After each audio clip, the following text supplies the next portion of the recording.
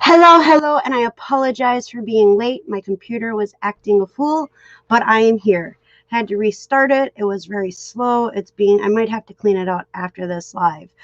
But thank you everybody for being here. I see we have 5 waiting. So let me welcome everybody.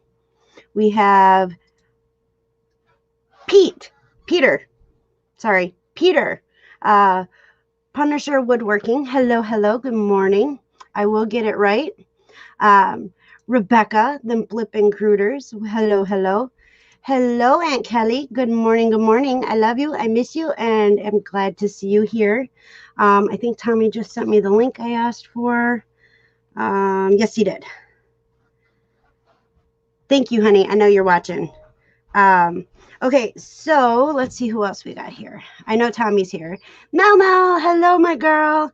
Hello, everyone. I'm here, Des, just working on my Pops window, so listening while working. Well, don't hurt yourself, and I can't wait to see the picture of it being in. I know, kind of geeky, huh? Let's see. Yes, I did have to restart my computer. Go figure. What is all the... Hello, Crystal. Good morning. Good morning. Thank you for being here. Yes. So I'm going to drop the link. Peter's going to be here this morning to talk about his job and what he does, which is pretty interesting. And then I want to talk about ECT treatments. Maybe I can get his opinion on what he thinks about it as well. ECT is electroconvulsive. Hold on. Let me see if I can get this right. Therapy, electroconvulsive therapy. And so we're going to talk a little bit about that today as well. But I did drop the link in chat, Peter, for you to join. And then, hello, Myra. Good morning. Good morning. How are you doing this morning? It has been, I'm not going to lie, I have been relapsing in my major depressive disorder. And so it's been a real struggle for me lately. I have happy moments, or at least where I feel like I'm happy, but it's taking a big toll. But we do have a guest, so I'm going to bring him on. Hello. Good morning. Sir. Good morning. How are you doing? Oh, I'm glad you got on. I was like, oh, she's not on yet. She's not on yet. And then I saw you were having problems with your computer. Yeah, sometimes that happens. Usually not on a Saturday, though. Usually it's during the week, but I really haven't been on the computer. Yesterday, I wasn't on it at all. And so that was kind of a different feeling. So I do that every once in a while. You know, it's nice to see all the people that you talk to on a regular basis, but there's times where you just need to be you. You know, yeah. you don't want to be chatting. You don't want to be, in the lives. You don't, like yesterday I did 2 lives. Oh, You wow. know, so it's like, okay, do you really want to go on this weekend? Well, yeah, I already obligated. So, yeah, I'm here. I already said I would be here. So I'm here. But it's like, a couple weeks ago, I was going through a bad bout of depression myself and decided I was just going to hang out with my wife all weekend. And I never turned on the computer once, See, and yeah, everybody, it was funny because when I came back on Monday, everybody was like, "Where were you? What happened? Are you okay?" And I was like, "Yeah, I just took a weekend off for me." yeah. And yesterday was actually, like, I don't even remember if I even went on YouTube at all yesterday. I And didn't I'm see trying you. to think. I don't think I did. And, it was no offense to anybody else. It's just that I really needed a break. Like this morning, I got up, went to jump in the shower, and I have a playlist on my YouTube. I call it shower music. And so it's private, but it's my music to help me kind of like try to start my day out right.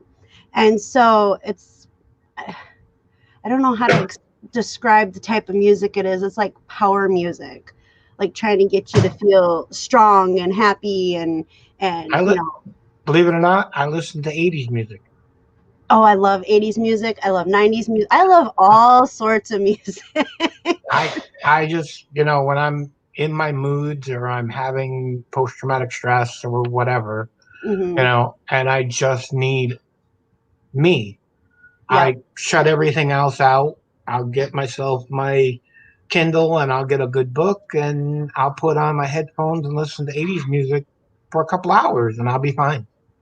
Yeah, there are times where I can hear Tommy downstairs working and down here in the basement, or AKA the dungeon, and he's got remixes that he plays, and then they're 80s, 90s, Mhm. and it's like, oh, I remember that song. I mean, granted, I'm only 40, so I was born in 1980, the beginning of 1980, and I grew up in 80, but I'm a 90s kid, so that's what, like, mostly I remember. And so, when he's playing music, I'm like, oh, I remember this and that. And it's like, so I come down and I just want to listen to the music that he's jamming to, because it puts a smile on my face. Yep. And, with this week has been a real struggle. Actually, it's been the last couple weeks, but it's gotten really bad this last week with my depression. And then I met my therapist, not therapist, my psychiatric doctor for the first time on Monday.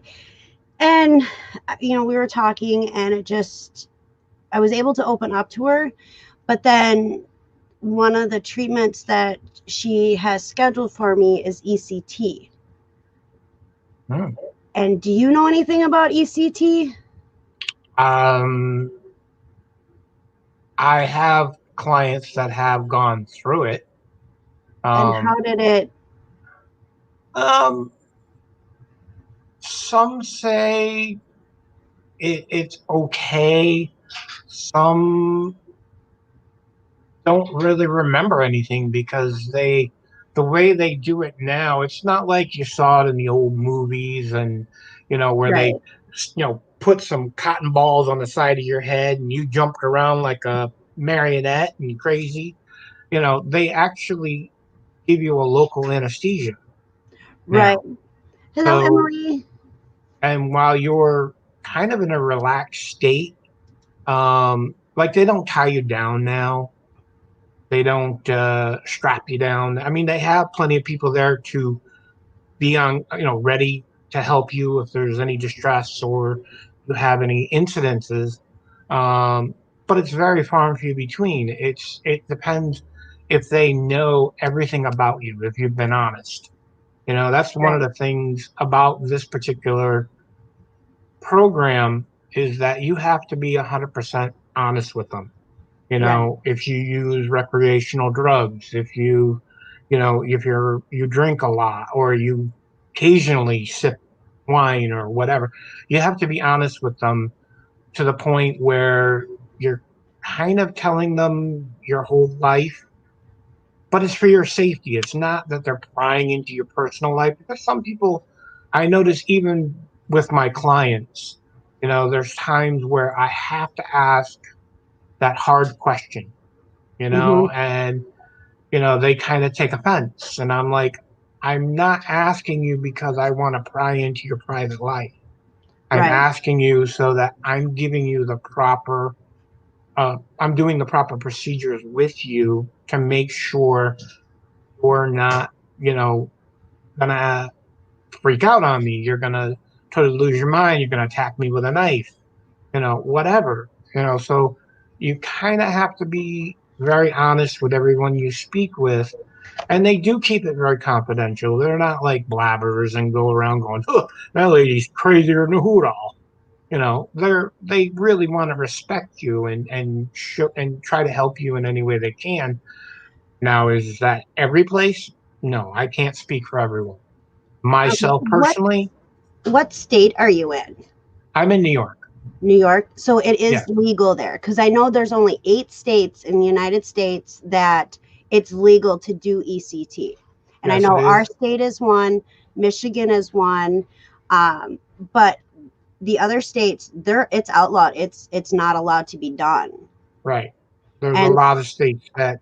they think it's cruel and inhumane, and you're zapping a person's brain and you're gonna fry it because they don't have all the facts. Do Now, I support it? I'm sorry, not really.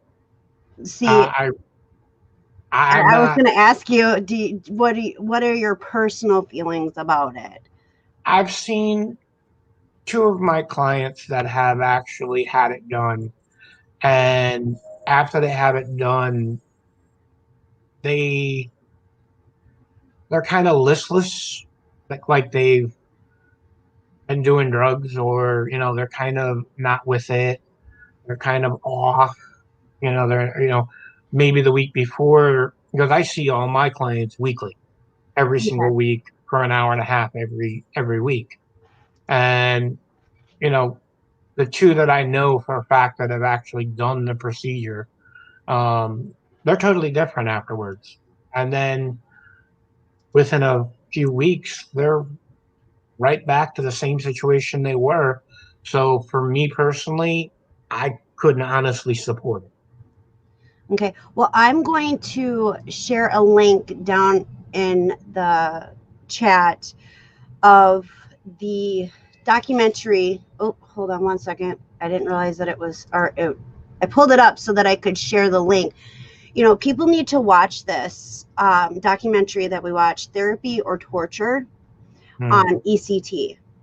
And so Tommy, he does a lot of research, lots of research, good and bad. And he sat me down and he's like, you need to watch this. He's like, as we're watching this, I'm going to find other videos for you to watch as well.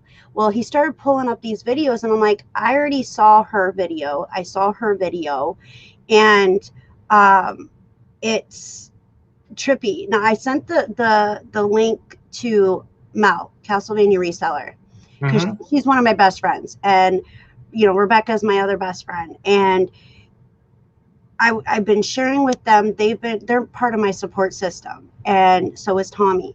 And Mel was like, she didn't even see the documentary. I just mentioned what it was because that's what my doctor recommended. And she's like, mm-mm. She's like, no, no, no, no. She's like, that doesn't even sound right. And in this documentary as well, let me see if I can CCR. Okay. So, okay. For some reason, it wasn't wanting to work for me. Okay. So this is the documentary, um, where you can go and hopefully, okay, there you go. When you click on it, it pops up the therapy or torture video, and it goes through from when it started all the way to what they do now. And they use more voltage and amperage than they did back in the day. Like it was 80 then, and now it's like 400 and something. Now, I'm not good with electricity. I don't understand electricity. I just know that you turn on a switch and it works. And the lady that I talked to, thank heavens Tommy was there listening, because they made it sound like it was the most glorious procedure in the world and that it would help me. Come to find out, I already have memory problems. I already have confusion. My short-term memory, I think, is just very much shot at this point. Not in the way of like what this would do, but like it's hard for me to recall certain things and stuff like that. And this would just make it worse. In my eyes, I'm terrified of the procedure. And so I called and canceled, or actually I messaged and canceled and said, I don't want to do this. Tommy searched YouTube. He searched Google trying to find people that it has helped. And he couldn't find anybody. I Nobody. I can't find anybody either. It's, the people that are talking up about it, and saying, oh, this is going to work, this is going to be, beneficial, are all doctors. And it's very upsetting for me.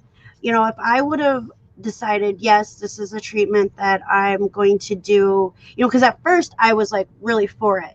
I'm not going to lie. I was really for it because I'm tired of being a major depressive disorder person. I'm tired of my PTSD. I'm tired of my anxiety. I just want to be normal. And they made it sound like I would be normal after everything was said and done. It would take about 4 months.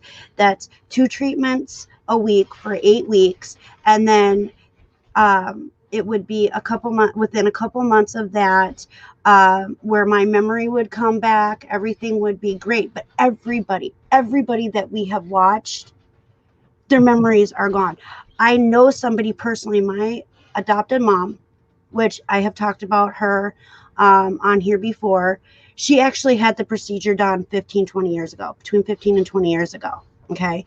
And I messaged her because this is how bad my memory was. When the doctor first brought it up, I was like, I couldn't think of anybody off the top of my head. It took me almost a week, to remember, hello, Dwayne, welcome, that she had this procedure done. But then I wasn't sure if this was the procedure she had. So I messaged her and said, hey, do you have a moment that I could talk with you? And she's like, yeah, what's up? So I was like, can I video chat you? And she's like, yeah, of course, And, they're going through a lot right now. And so my adopted sister passed away at the beginning of the month from stage 4 colon cancer. So they've been dealing with that.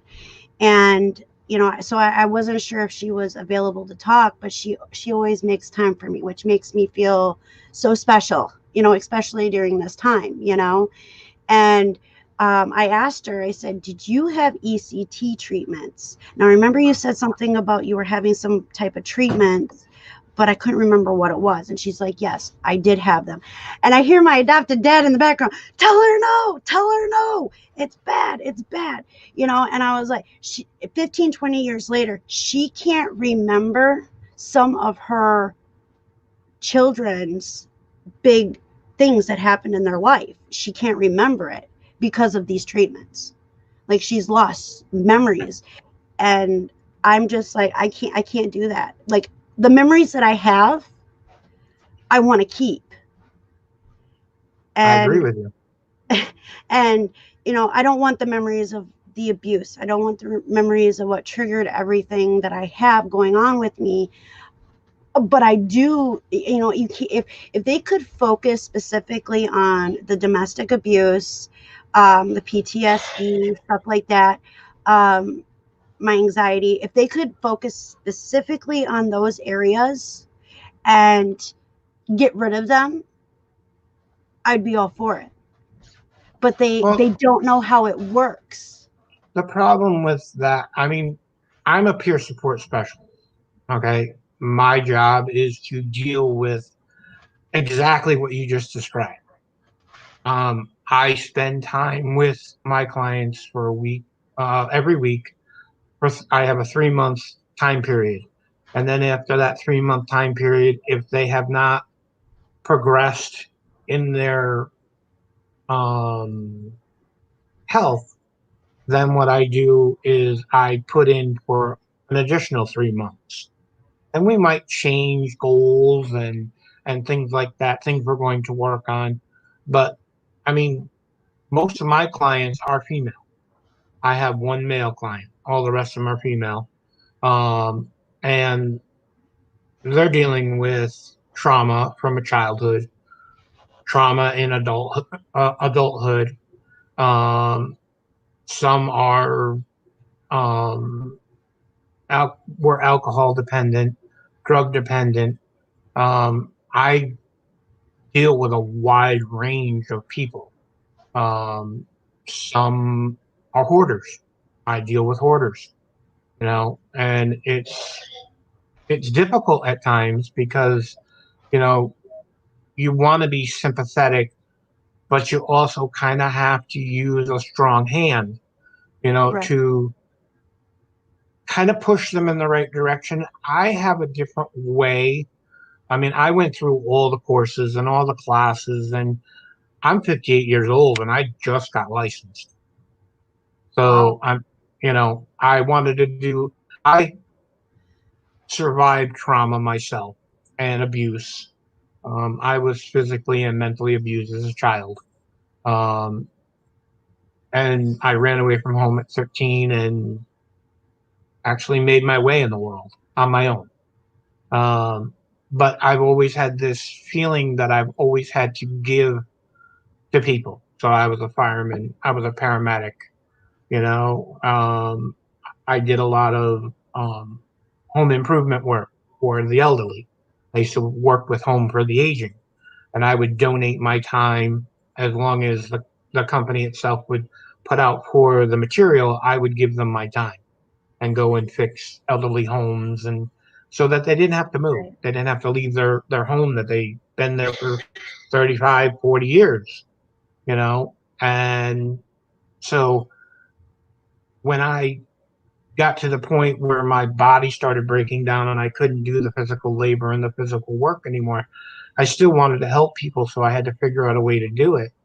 So I decided to become a peer support specialist, and I love it. I mean, uh, is there a success rate? There's no such thing as fixing everything. You're always going to have in the back of your mind your trauma. I mean, Yeah. will it get better? Yes. Um, if you get the right people and the right people to talk to you and spend time with you, and you're willing to open up to that person and tell them your deepest, darkest, horrific uh, thing that happened to you, I mean, I'm amazed how many women open up to me and tell me the truth of what happened. Right. They literally tell me everything. What occurred, how it occurred, who did it, the whole 9 yards, which I'm honored. I mean, I don't take this as you know, I'm powerful and I can. No, I'm Right. just in the same boat as everyone else. I have mental issues. I've had them since I was 5 years old. I Wow. actually tried to commit suicide at 5. I Wow. tried. I tried to drink an entire bottle of Drano. Wow. See, So that's crazy. And yeah. it's like for me, I don't understand. Okay, so like Tommy has asked me, straight out, what do you have to be depressed about? Everything, he's not coming to get you. He's like, I'm going to protect you. Your life is so much better now. He's like, I don't understand why you're still depressed, why you still have his voice in your head. I don't know. I don't know how to explain it. I don't understand. Like everything in my life is so much better now, and Mhm. he's been my rock. He's been everything that I needed, and I'm still depressed. And it's no matter what procedure you get done, what medication. I mean, I'm medication free.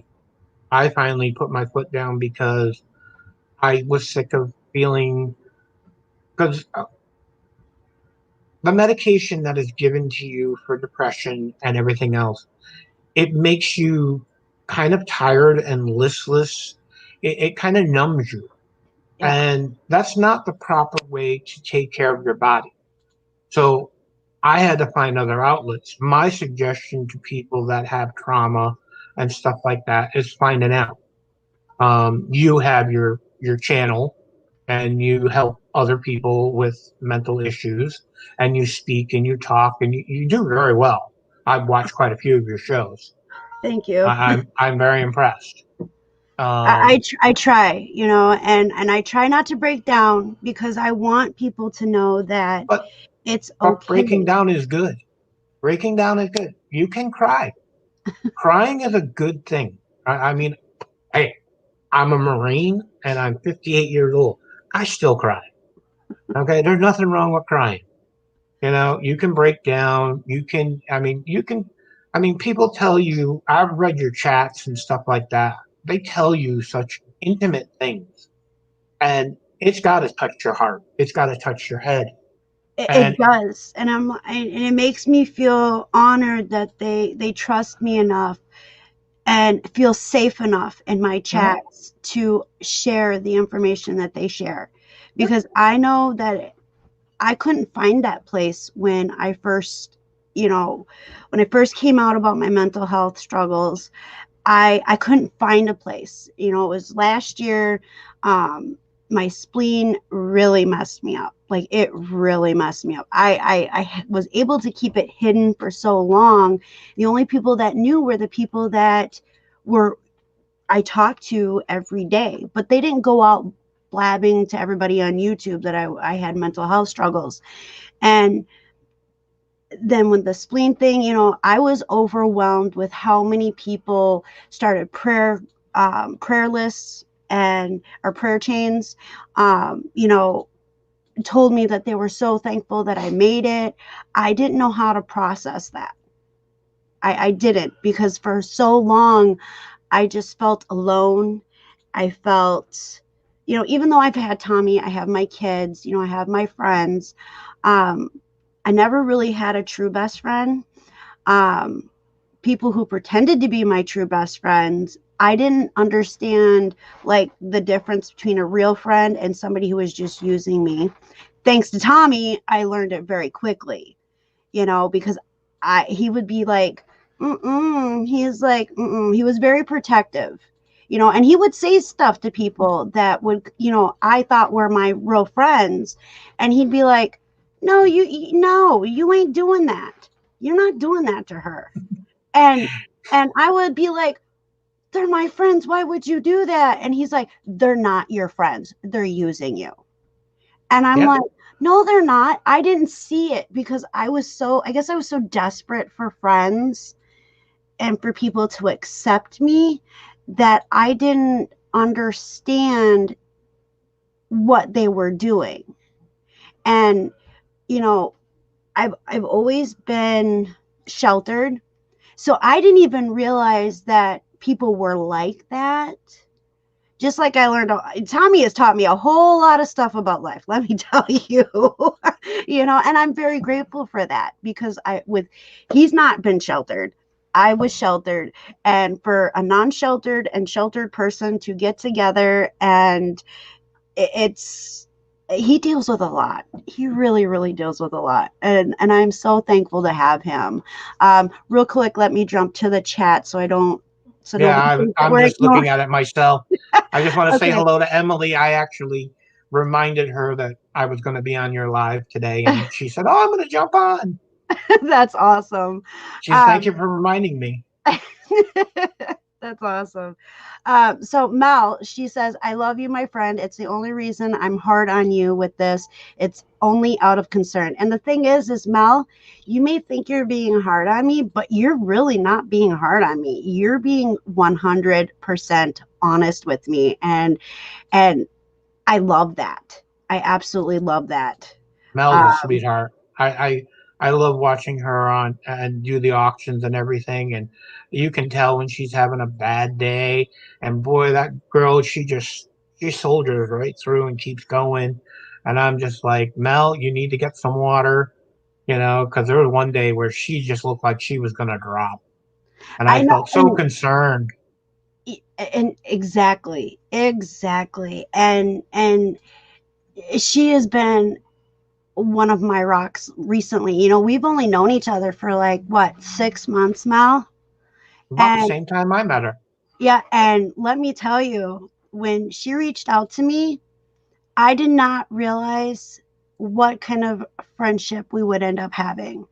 Mhm. And I thank God every single day that he brought her into my life, because her and Rebecca, I've known Rebecca a lot longer, but I um, actually just met Emily just recently, and we yeah, started chatting, and we hit it off right away. I mean, we're Instagramming each other and that's just awesome. chatting.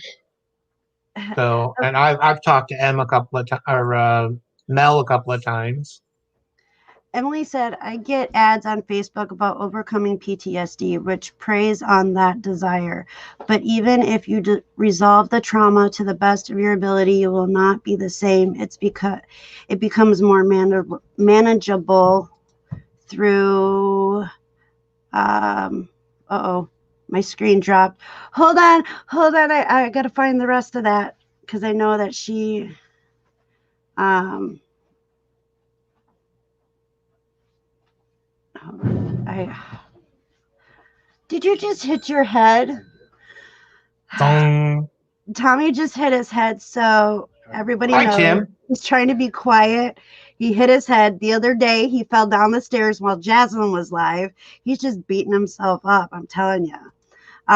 So symptoms don't need to be deliberate, debilitating, but completely resolving it.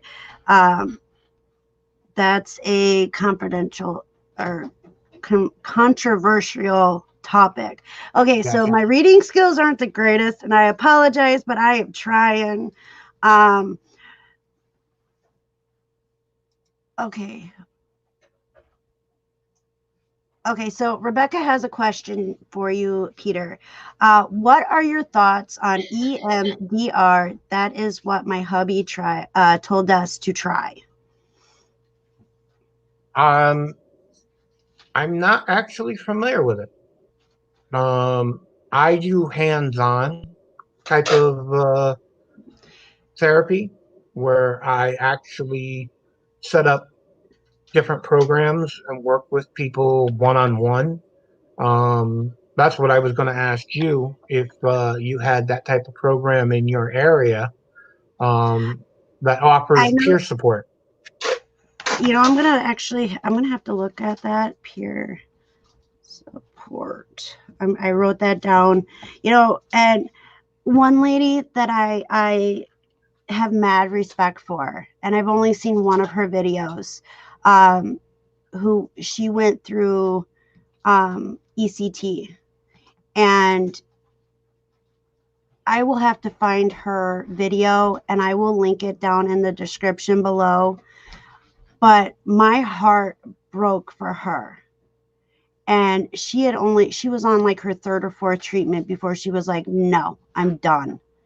And I wish that there was a way I could contact her and get more information, because even though I've decided not to go through the treatment, it's something that really needs to be brought to, because and don't take this offensive to any doctors that are watching, they're preying on us. They're preying on us wanting to be normal and wanting to be better and not be emotional wrecks. And that's not okay. That's I just not okay. I always ask the same question: what is normal? You Are know, normal. Like, I don't I want to, like, I I want to picture be able to myself go as to, normal. okay, so this is my normal. I want to be able to go into Walmart, walk away from Tommy, which I'm in the process of working on. It's been quite a few years in the making, and be able to walk around Walmart after being separated from Tommy and not have a complete panic attack, And freak see, out. that's something I actually do with my clients. I actually, because some have spouses, some don't, and some of them they can't go shopping. They literally do all their shopping online. They never leave their house ever.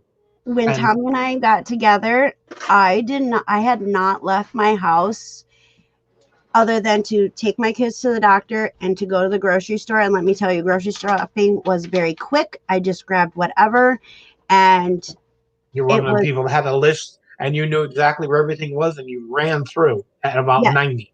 Yeah. I did. And I we did not have homemade meals. I made lots of pizza. I made noodles, sauce, sometimes with meat, not sometimes without meat. Um, I made TV dinners because I was so scared to walk through the grocery store just to get things to make homemade food. And then See, being told I couldn't cook, I sucked at cooking, my food was disgusting. I just did what I could to make sure my kids had food and it wasn't going to make them sick, if that see makes any the sense. problem with the way life has turned with the internet, it's very difficult for me as a peer support because you're trying to get them into community living again. You know, you want them, I mean, right now it's very difficult because of the coronavirus, Mm-hmm. but before that, I was like, I would take clients to hockey games, to concerts, where there's tons of people. And, yeah, they'd hold onto my arm like there was no tomorrow. I mean, I'd lost blood flow at points. But then after two or three times, I would, kind of step away from them a little bit, still be right there, but step away. And half the time they didn't even realize I stepped away because they were singing to the music. They were watching the game. I would tap them on the shoulder and say, "I'm going to the bathroom. I'll be right back." But I would never leave the stadium. I would literally walk up the stairs and then stand there and watch them. And they would be watching the game and all into it, and they would be fine. I'd come walking back down, sit down next to them. You okay? Oh yeah, the game is great. Yeah, wow. You know, and it's not easy to overcome those fears going into stores, getting involved in the community again. It takes a lot of support. And Tommy sounds like an A number one guy. I, Yes. I, I applaud him. You know. He gets, let me tell you, he is not somebody that sugarcoats. Mm-hmm. And there are times where he sound like, to other people it would sound like he's being very abusive in how he talks, but he knows, and it's far from that. Let me tell you, it's far from that. But he knows at certain times when I need that strong hand, like you called it, strong hand, Mm-hmm. and he uses it, be it in public, be it at home. A lot of times people give him dirty looks when we're in public and he sees that I'm gonna fall apart. And he's like, that ain't gonna happen. And he'll go on and on and on. And people are like They're going, "What an asshole." exactly, exactly. And it's And not. it's He's not just trying to help you. exactly. And I do the he, same thing. I go into places with my clients, and we've done this like 10 or 15 times, and they're still giving me the clingy look and the, oh, no, no, no, no. We're not playing this game today. Go get your stuff. I'm going to stand right here. I'm not following you today. Go through the store, get your items. And I don't take them to like Walmart. I'll take them to a small mom and pop store, so they're not getting overwhelmed immediately. And then I'll move them up slowly to a bigger store, yeah. and then the big test is taking them to the mall, Yeah, you see, know? and that's the thing. Like, okay, so when Tommy and I first got together, the only grocery store in the area where I lived was a Walmart. Hmm.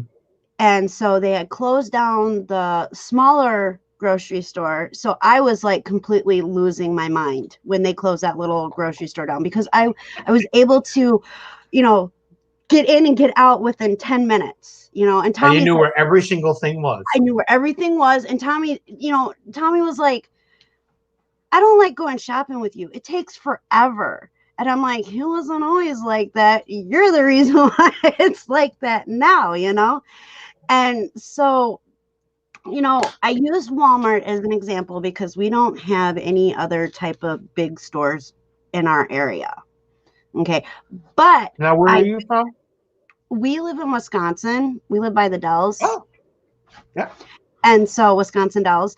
And so where I used to live was over by Jefferson County.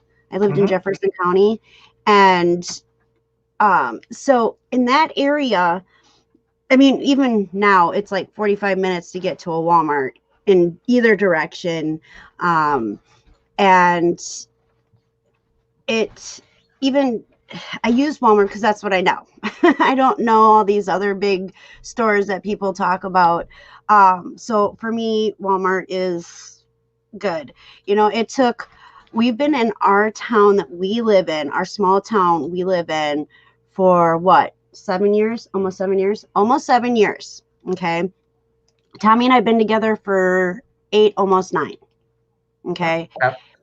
My fiance and I have been together 7 years this past July, and she's been a godsend to me. February. February Yeah, 9th is. she's been a godsend to me because my previous wife was a hoarder and drove me absolutely insane, and I had to finally just say enough, and I finally walked away, and she came into my life and it changed my whole world. She's Yeah. supportive when I have my depression or my post traumatic stress. You know, she kind of gives me a little bit of leeway. And then when it starts getting out of hand, it's like, okay, you're going to get a swift kick in the butt. Let's Yeah, go. and that's exactly how Tommy is, Yeah. and not She'll give physically. me, Just so we know, no Pixie was oh, harmed. no. Yeah, no, I'm not either. But, she'll finally just, like kind of put her foot down saying, okay, I gave you a few days. Let get your head out of your butt. Let's go. Yeah, Let's get going. Let's get moving. And I mean, I just went through it just recently. Last week, I was going through a real bad case. I didn't want to get up. I did not want to get out of bed. And I just laid there and was on my tablet and everything else. And I wouldn't get up. And then finally, she was like, okay, you know, I gave you 3 or 4 days. It's time to get moving. Let's go. So I've been getting up 7:30, 8 o'clock the last couple of days since Thursday, actually. Thursday, Friday, Saturday. Been getting up early and getting moving. And, like I said, she's supportive, but then she knows when it's time to, okay, let's go. yeah, and Tommy has never dealt with anybody like me before because, like, so he's done a lot of research on how to handle me. um, with And I my bet you it's a handful, Tommy. I bet you it's a big handful. he's over there. There's days. You got to speak up a little bit. I said there's days. Can y'all hear him? Yep. So it's all his friends, they don't have depression, they don't have PTSD, they don't have anxiety. And let me tell you, this man's got a lot of friends. A lot of friends. He makes friends very, very easily. Oh, But he's one of them ones where he's standing in the grocery line, and the next thing you know, they're going out for a beer in the next hour. oh yes, he is my social butterfly. Thank heavens. Thank heavens my daughter is just like him. Just like him. Spitting image of him. She is a social butterfly. She will. Okay, so good example. And hello, Tim. I know you're here, and I'm very far behind in chat. I will catch up here shortly.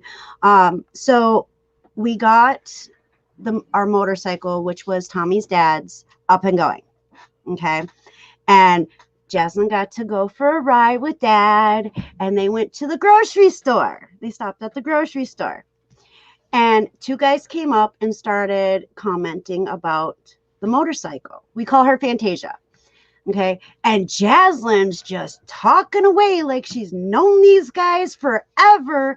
And it was no big deal. And they were chit-chatting about motorcycles and all this other stuff. And I'm like, thank God she is just like him. Just like him. Because I would never want her, especially, to ever have to deal with what I'm going through.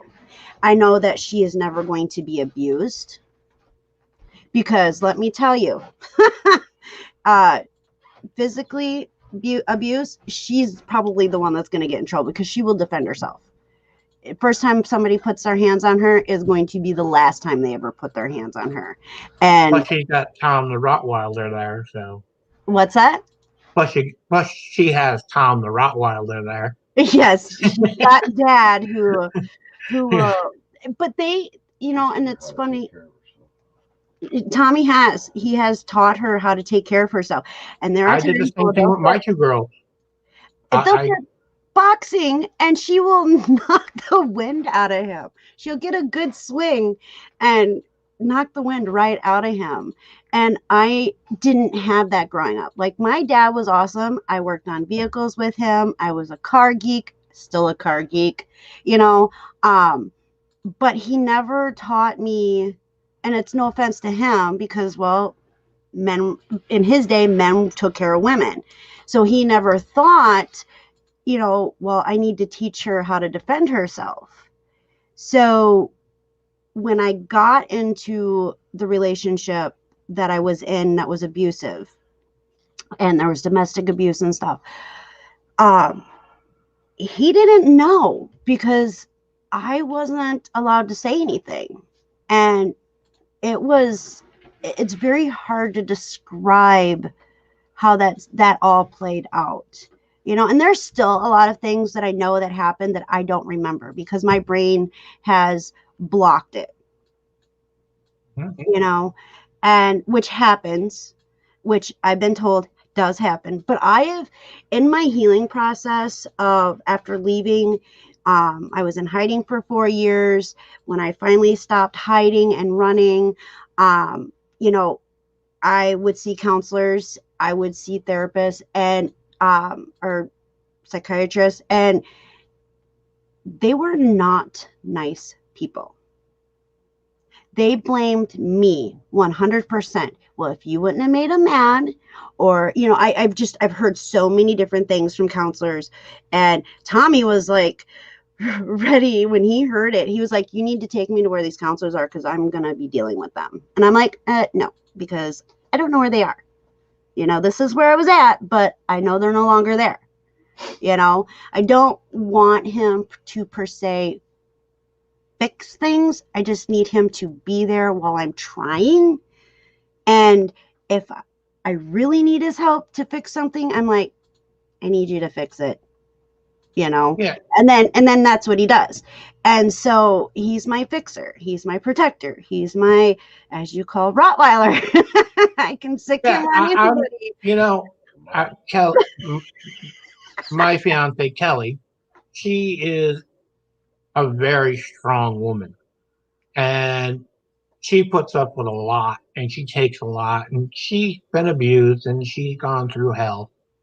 But you know, it's like I have that protective gene in me. I protect all females. I don't care if you're on the street and I see a guy slap you. I'll slam on my brakes, get out of the car, grab the guy by the throat, and lift him up, and say, That's "Why don't Tommy. you try that with me?" You That's know. Tommy.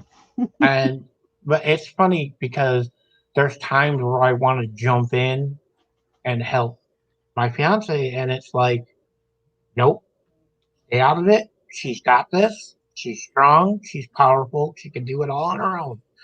And there has been times where she's gotten to the point where she's so frustrated and ready to just explode, and she'll go, "Okay, I'm done. You deal with it." Yeah. And then I deal with it. But 9 times out of 10, I just let her do her thing. She's got it. You know.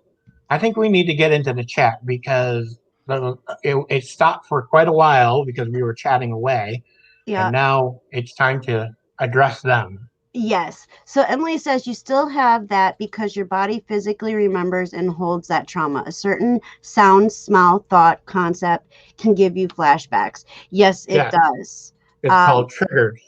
yeah. Hello, Matthew. Welcome, welcome. I feel depressed and my wife gets upset stating that I have no reason to feel this way. She just don't understand. I can't just stop feeling it. Exactly. And Matthew, Exactly. my advice to you would be if you are in therapy, bring your wife. Really, it's they there are people out there that just don't, no matter what you tell them, because they were grown up, they grew up in a life where they had all the happiness, the pleasure, they weren't traumatized. They, and then they meet someone, they fall in love, they get married, and then things from your past surface, and they can't understand. Like, what do you got to be sad about? I love you. I take care of you. I take care of your home. I take care of your kids. This is our life, and they don't understand. If Right. you're in therapy, I would highly recommend you bring your wife to therapy with you. Not all the time, just one or two sessions here and there, just so she can actually hear what the therapist has to say and what you have to say. Because a lot of people that don't understand mental health issues, no matter what you tell them, they're still not going to understand it.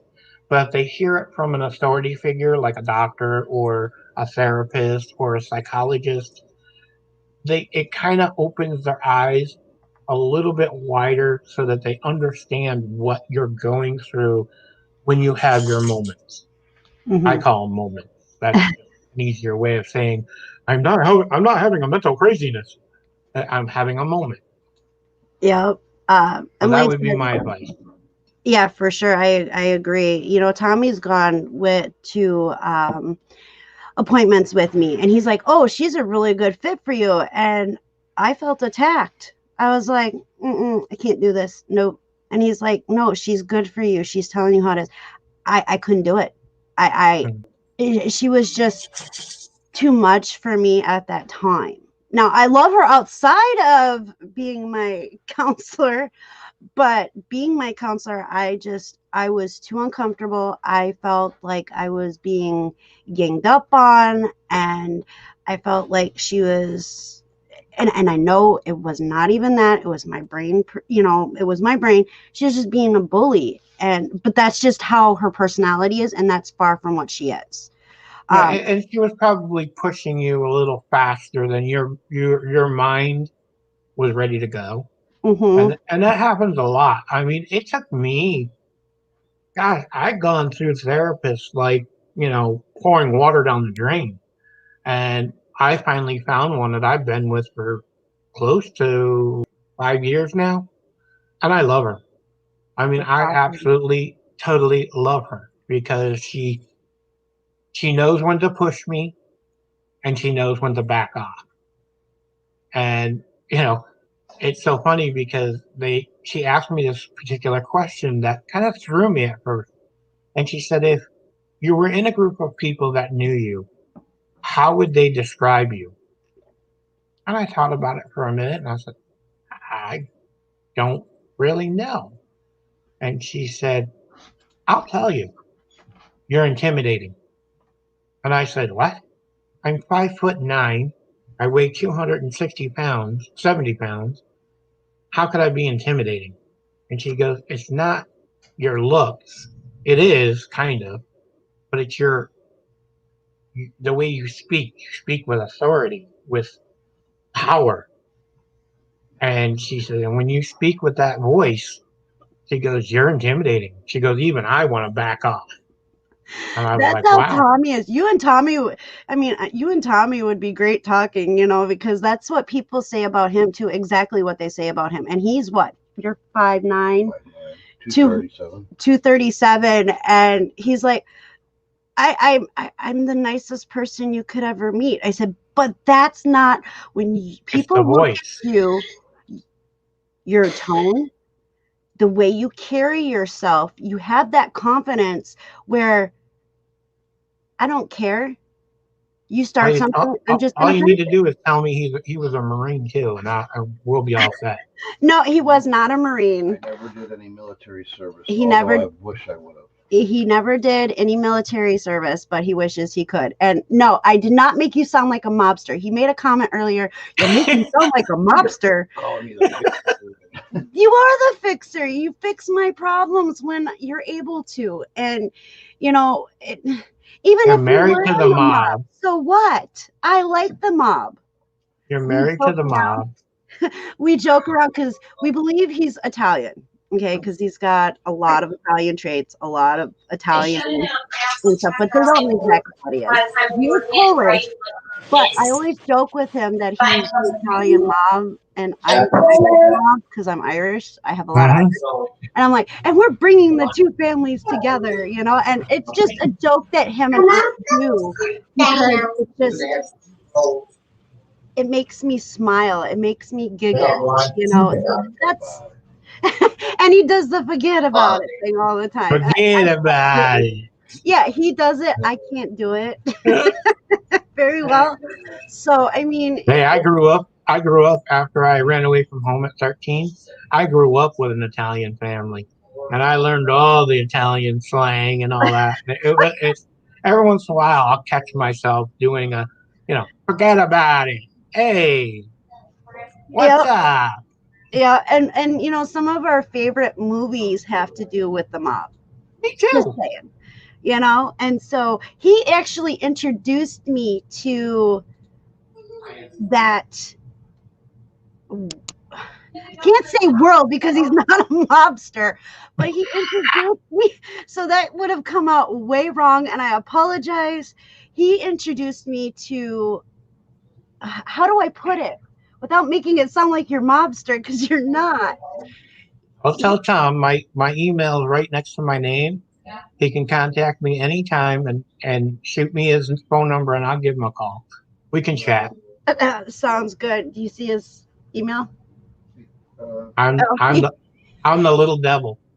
he's little devil 962 at gmail.com. I'm looking in chat. He's looking in chat. Got it now. No, Yeah. okay, so he said write that down, shoot him a message. You guys can exchange phone numbers. I know you're kind of hearing because I know you're working too.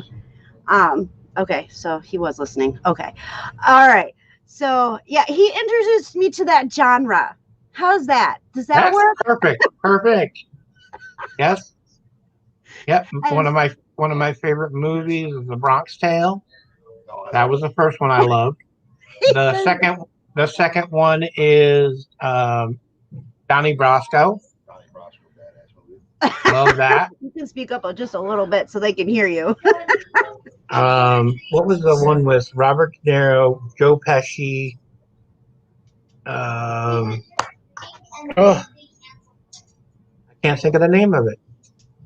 But it's where Which one? There was Casino. There's Casino, Casino. Yep, I love that one. Goodfellas. Goodfellas. That's my ultimate favorite movie. That's his too. He I could watch actually, that movie 20 times and still watch it. yep. And I always catch something else in the movie every time we watch it. Like, oh, I didn't know that was in there. You know, but yeah. So that's our thing that we do. So it. If And I'm having products, simplify to you too. Thank you.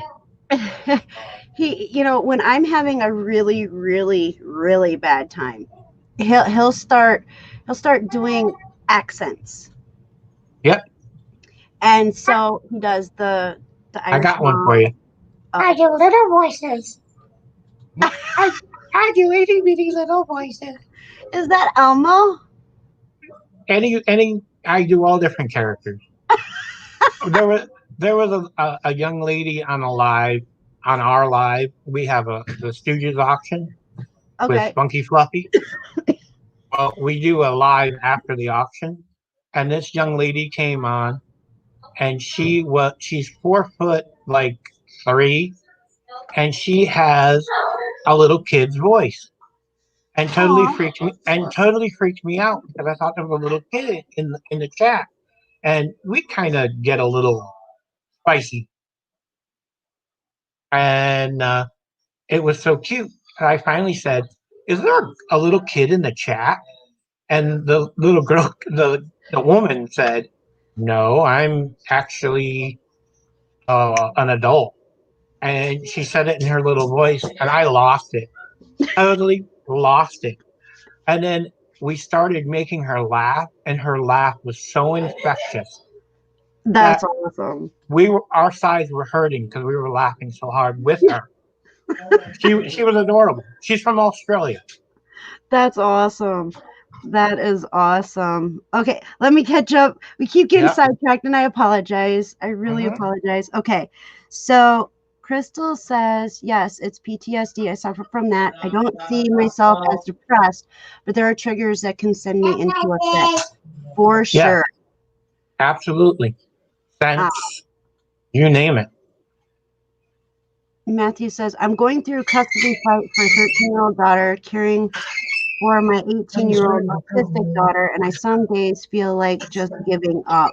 Well, don't give up, because if they are your strength, they will help you through it, no matter what the Absolutely. situation is. I know my kids, my daughter, so me and my daughter don't have the greatest relationship, and I think a lot of it has to do with my depression and, my PTSD and my anxiety and stuff. And so in the last, 2 years, we've been doing like mother-daughter dates Hmm. at least once a month, because I'm trying. I don't ever want her to feel that I don't love her. And so, with everything that we have to deal with her brother, I want her to know that I still love her and I care about her, and we're growing closer, which I never thought in a million years would ever happen. And so, last night, because I think she knows that I've been very depressed and my anxiety's been high, and everything has been, just this last week has been crazy. So we actually made her watch that video that I put the link into. Let me drop it again for anybody who may have missed it. We didn't make her. Well, I asked no. her to watch it and give me her opinion. Okay, so let me correct this, because Tommy is correct. We didn't force her to watch it, but we did ask her to watch it, and she did watch it. Because she's got such a level, um, a, her brain is phenomenal, and I wish I had her brain. 12. But then She's 12. Yeah, she is 12, but she's very much an adult in thinking, and it's just who she is. So I respect her, her opinions and what she thinks, because I wish I was like that. Okay, if that makes sense. But anyway, she watched the video and she was like, no. She's like, I would rather deal with you being depressed, you having your anxiety moments, than to deal with you not remembering or having memories. Yeah, I agree with her. And I was like, really? And then that made me cry. And then last night, like I said, because she has a tablet. How she put it is she would rather. Okay, yeah, She'd explain it. rather you deal with you being depressed than dealing with you not having the memories of why you were depressed in the first place. Very good. Very smart girl. She's a very smart girl. Let me tell Very you. smart girl. Okay, so most people don't know, they're Michael Jackson. Hello. We got Michael Jackson here? We got Michael Jackson in here, right? That's one of her favorite singers. Just saying. Now I know there was a point, but the Michael Jackson thing threw my brain for a loop. Oh, so she has her own tablet. Okay, and she does schooling and stuff on that. She also uses a regular computer. Her favorite subject in school is an elective, and it has to do with health. Well, She can tell you about the heart. She can tell you about just about anything there is to know that she has learned when it comes to anything revolving health. Yeah, I find the little one that just ran through here, she's 11. And she amazes me sometimes. She can tell you every cell in the body. Nice. She can tell you how many bones are in the body. She can tell you how many bones are in your hand, muscle structure, all this stuff. And I'm like, you're 11. Where did you learn this? And she goes, Grandma. I was like, alrighty then. Gosh, you're smarter than me. Right? Yeah. And it's great to have, I see amazing things for her. I really do. You know, since she was 2 years old, she's wanted to be a doctor. She doesn't know exactly what kind of doctor she wants. It always changes on what type of doctor she wants to be, but it's never changed that she's wanted to be a doctor. You know, she's known how to work all the machinery, anything and everything that's in a doctor's office she knows about because, well, if they're taking your blood pressure, she wants to know what you're doing, how it works. They even let her push the button and get everything situated now because she knows how to run these machines, you know. And, oh, well, thank you for being here, Michael. I appreciate it. And that's his real name. It is his real name. He found me through Jacob, my friend Jacob, on All YouTube. right. That's awesome. Dwayne says she should be a vet, and I know I'm kind of looking over here real quick. She does love animals. She's really good with animals too. So she might be a vet. She might be a human doctor. Who knows? I mean, the girl has got so many things she wants to do in her life, and I don't think she has enough time to do them in her life. That's how much stuff she wants to do. You know, what was it that she wanted to be? What hasn't she wanted to be? The motocross something another. Like, it's this big thing. Like, she wants to be a doctor. She wants to be a vet. She wants to do motocross. She wants to do just so many things. Like, her day, she would never sleep. She would never sleep with everything that she would want to do. And so, yeah, it's pretty crazy. She'll focus down as she gets older. Yeah, she is focusing down because she is definitely all about health stuff. All about health stuff. I'd rather let her have too many ambitions than not enough. Right. Absolutely. Which is what we're dealing with our son. Not enough ambition to do anything, which is very frustrating, which does not help me mentally at all because I don't know where to even go with him. And it gets frustrating. Get him a hobby. Bugs. But he doesn't know the difference between leaving them outside and bringing them in the house. Well, that's when you go to the pet store and you get the little tiny little cages that, you know, they're like clear plastic and they have vent holes. No, he lets them out. That way, as long as he doesn't take them out and let them run through the house. Tried ant farms. We had ant farms. He was given ant farms for Christmas. A couple different years. One were red ants, one were black ants, and he knows all the technical words for these, okay? He tries to sleep with them. He opened the top of his ant farms and put them on his bed so he could sleep with them. Alrighty then. He brings bugs in his pockets upstairs so they can be comfortable and warm and sleep in a nice bed. And let me tell you. How old is he? 14. He's 14. Okay. He's gonna be a bug guy. Yeah, he wants to be a bug scientist, but he doesn't want to do the schooling to become a bug scientist or a specialist. But you can ask him about bugs and he'll tell you about it. He just doesn't want to do the work. Maybe make a deal with him. Just buy him a bunch of bug books and say, look, you have all the bugs. But he'll take it to an obsessive. Yeah, he gets obsessive with it. Like, he can't even walk. Like, we can't go for a family walk down the sidewalk without a constant Joseph, get over here, because he gets wandered off by trailing a bugs, you know, or bringing him in the house, or bringing him in the cars, or trying to eat dinner and he's playing with him in his lap because it becomes very, very obsessive. Does he yell at you when you want to squash a bug? He cries. Okay, yeah. So here's a story. Here's a funny story. It's not a funny story, but it is a funny story. I don't know how to explain it. I was already laughing, so it's got to be good. So we had a campsite when Tommy and I first got together. And he would lay on the ground and he would watch the ants. No big deal. He wasn't hurting anybody. He wasn't bringing him in the camper at the time.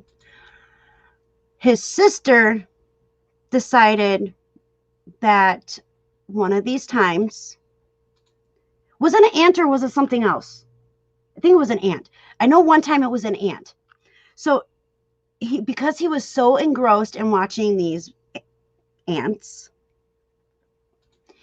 she walked over, tried to get his attention. Now this is when they were like. This five. is they were like 4, 5, 6 years old. Okay, keep in mind Jasmine is younger than Joey.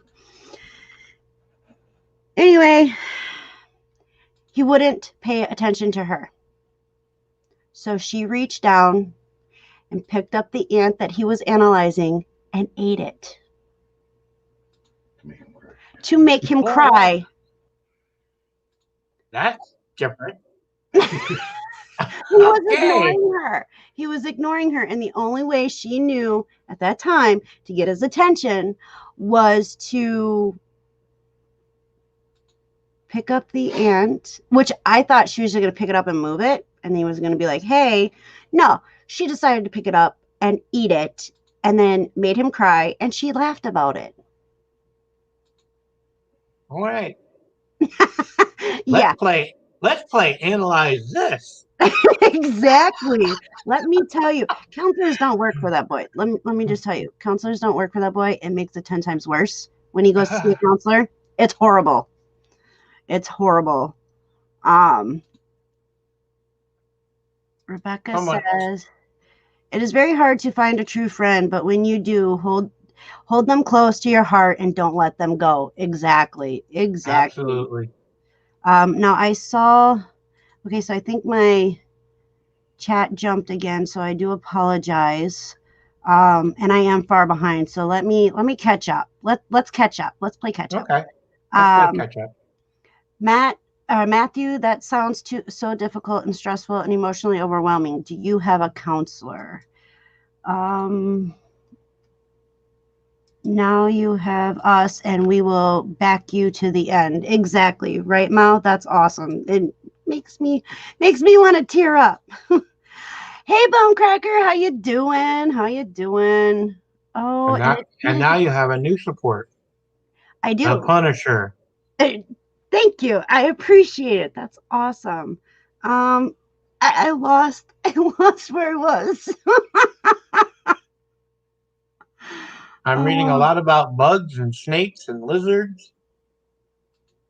Okay, here's hello, Jennifer Hayes. Welcome. Michael Jackson does not like snakes. Neither do we. His words were no flipping snakes. Right? Dwayne says, what? You can't just stop being sad. What the hell? LOL. I am very behind, but I'm trying to catch up and my chat keeps jumping. So if I have missed you or a comment that you've made, please put question marks and then put the question and then question marks again, or your statement with questions so that I can address them. I'm going to try to. I think Mothership was asking if your son might have a form of autism. I don't know. We've tried to get tests done with him and he doesn't cooperate with tests. And so for 2 or 3 years, there was nothing but testing being done with him and they couldn't come to a conclusion. And so we just stopped with the testing because it was becoming too much.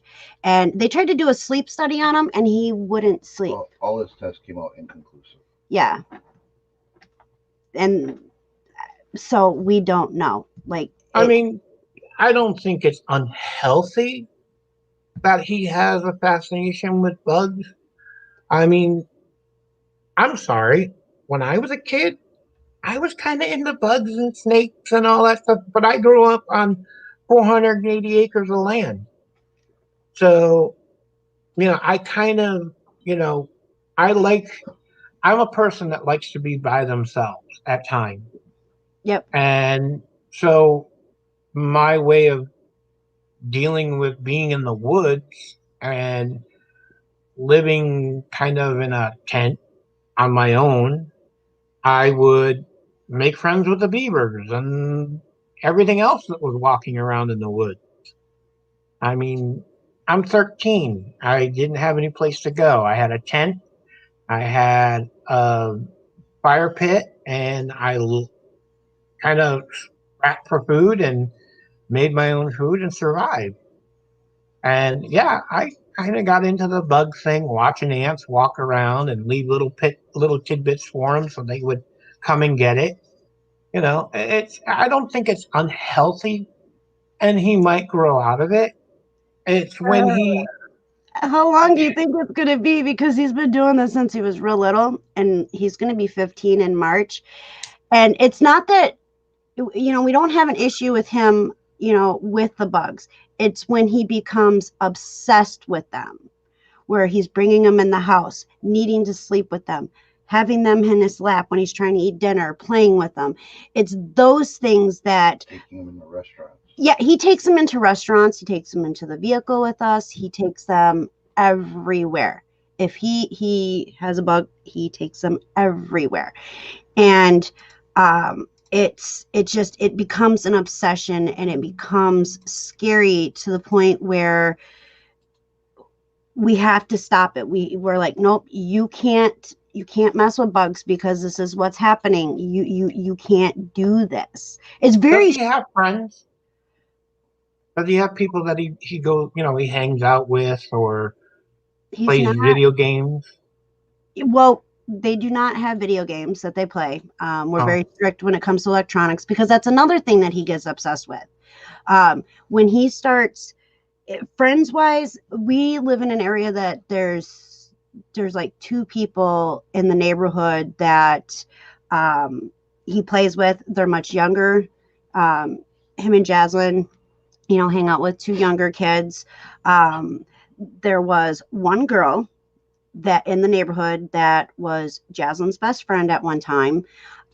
We actually had to stop that friendship because she talked them into running away from home because oh, they had chores.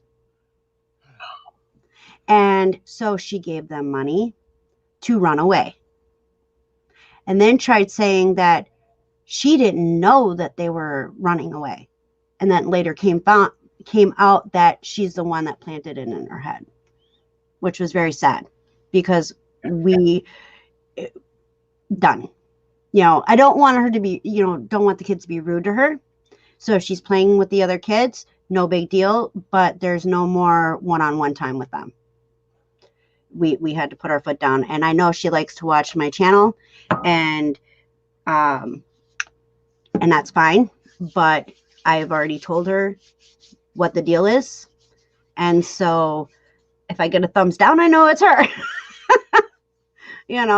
But you can't, she's an only child, and so she's influential. yeah. And so I'm sorry, my kids are going to learn how to take care of themselves and pick up after themselves. That's just how it's going to be. My kids aren't perfect. They're far from it. And so they need to make sure that they do their chores every day. And it's not a lot of chores. That's the thing. They were complaining that they had so many chores, but they don't have many chores. They take care of their animals. All kids say that. They all, we have an 11-year-old that lives here, and she's my fiance's granddaughter that she has custody of. And, she's limited on her electronics 2 hours. And then she can either use it all at one time or she can split it up. But she Mhm. runs a timer on her tablet. And when that timer goes off, that's it. She's done.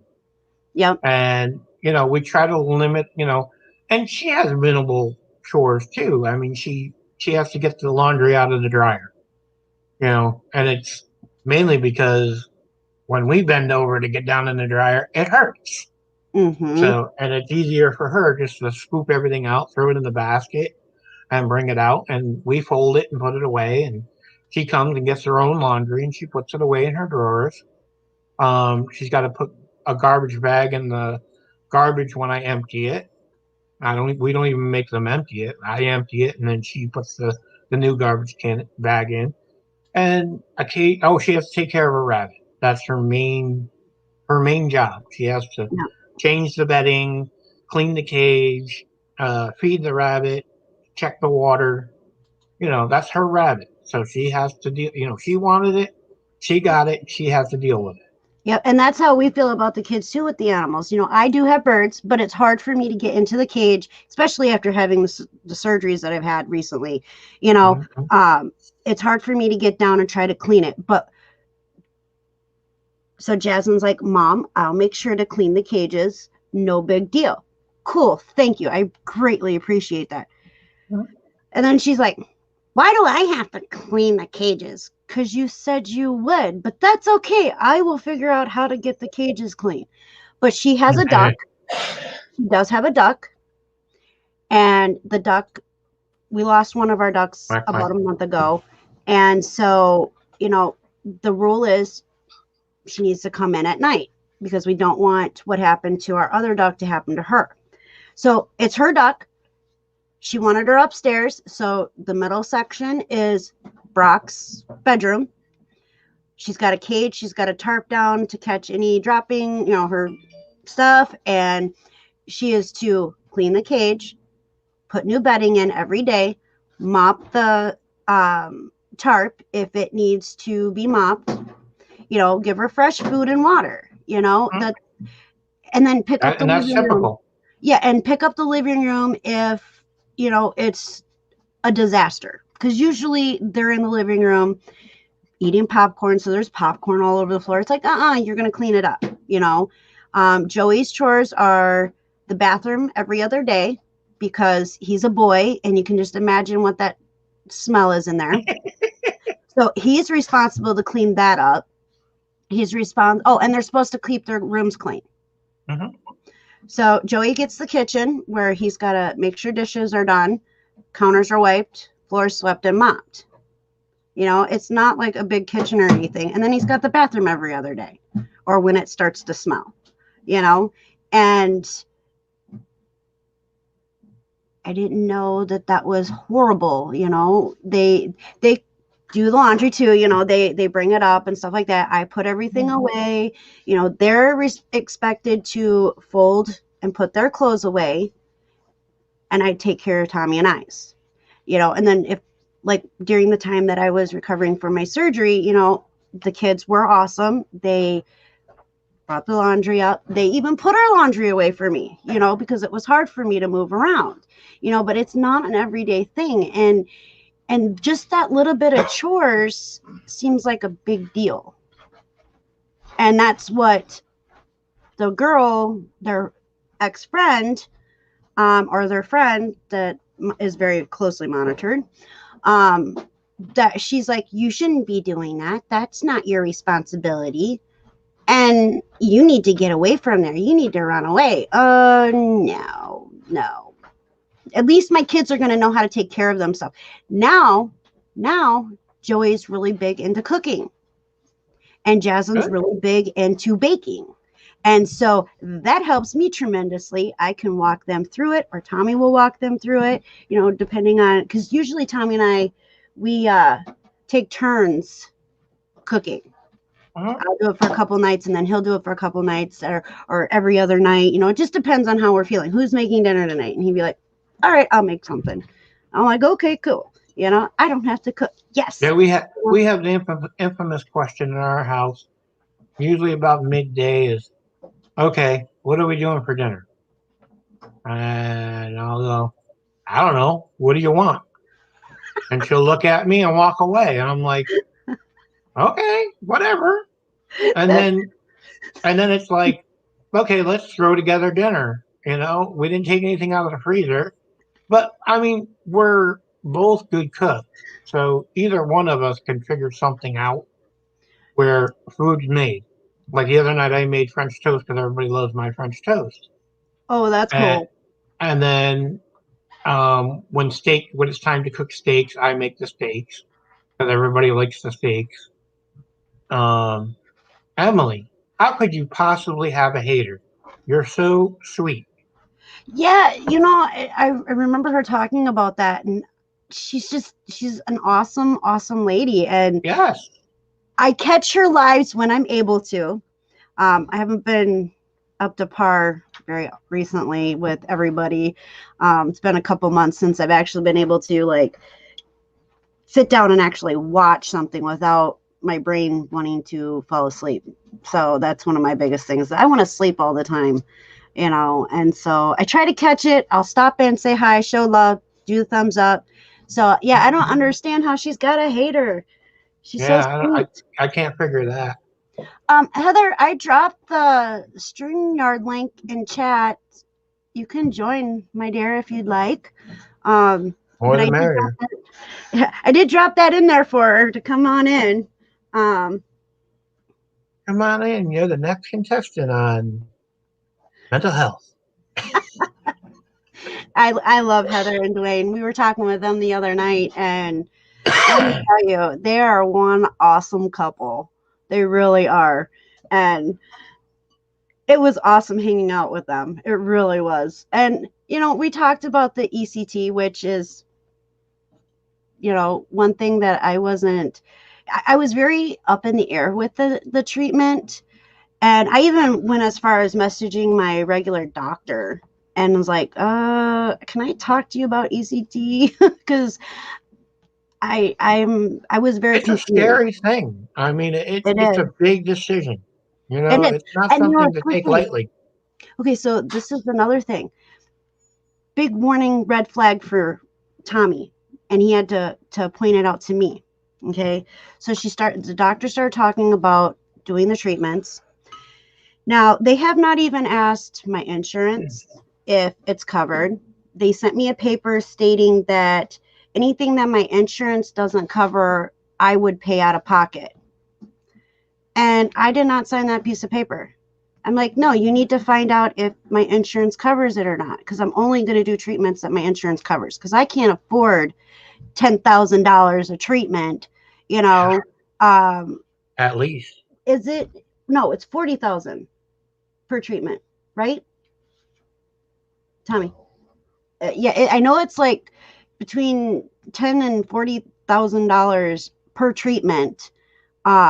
And most insurance companies do not cover it. It's usually cash that you have to pay for it. Um, uh, it's They didn't check with the insurance company. They didn't tell me, why don't you talk it over with your friends and family and see, you know, what they feel. They just pushed. And so my first treatment was actually supposed to be this Friday coming up. I'm glad you canceled it. Yep. I'm like, and so Tommy said that was a big red flag. Now, if he wasn't in my life, I probably would have been like, okay, you're making it sound glorious. I would have never thought to do research on it because I trust my doctors. You know, that's one of my biggest hang up is I trust too easy and always end up with the wrong thing. Put it this way, I won't even take medication that is prescribed to me by my doctor unless it is totally researched, what the side effects are, the whole 9 yards. And I'll tell you, there's things that I have actually been given where my fiance did the research and she was like, hon, I know you want to do the right thing, but I don't think this is good for you. And then she would show me all the facts and everything. I'd be like, I agree with you 100%. No problem. Done. I'm not taking it. Yeah, when Tommy and I got together, I was on, was it 22 or 24 pills? It was 22 or 24 different pills. Mm-hmm. And I believe it was a couple times a day. I can't remember if it was a day or if it was a couple times a day. I just know that I was taking this medicine to counteract the side effects for this medicine, and this medicine was to help with this, but the side effects for that was causing me to take 3 other medications.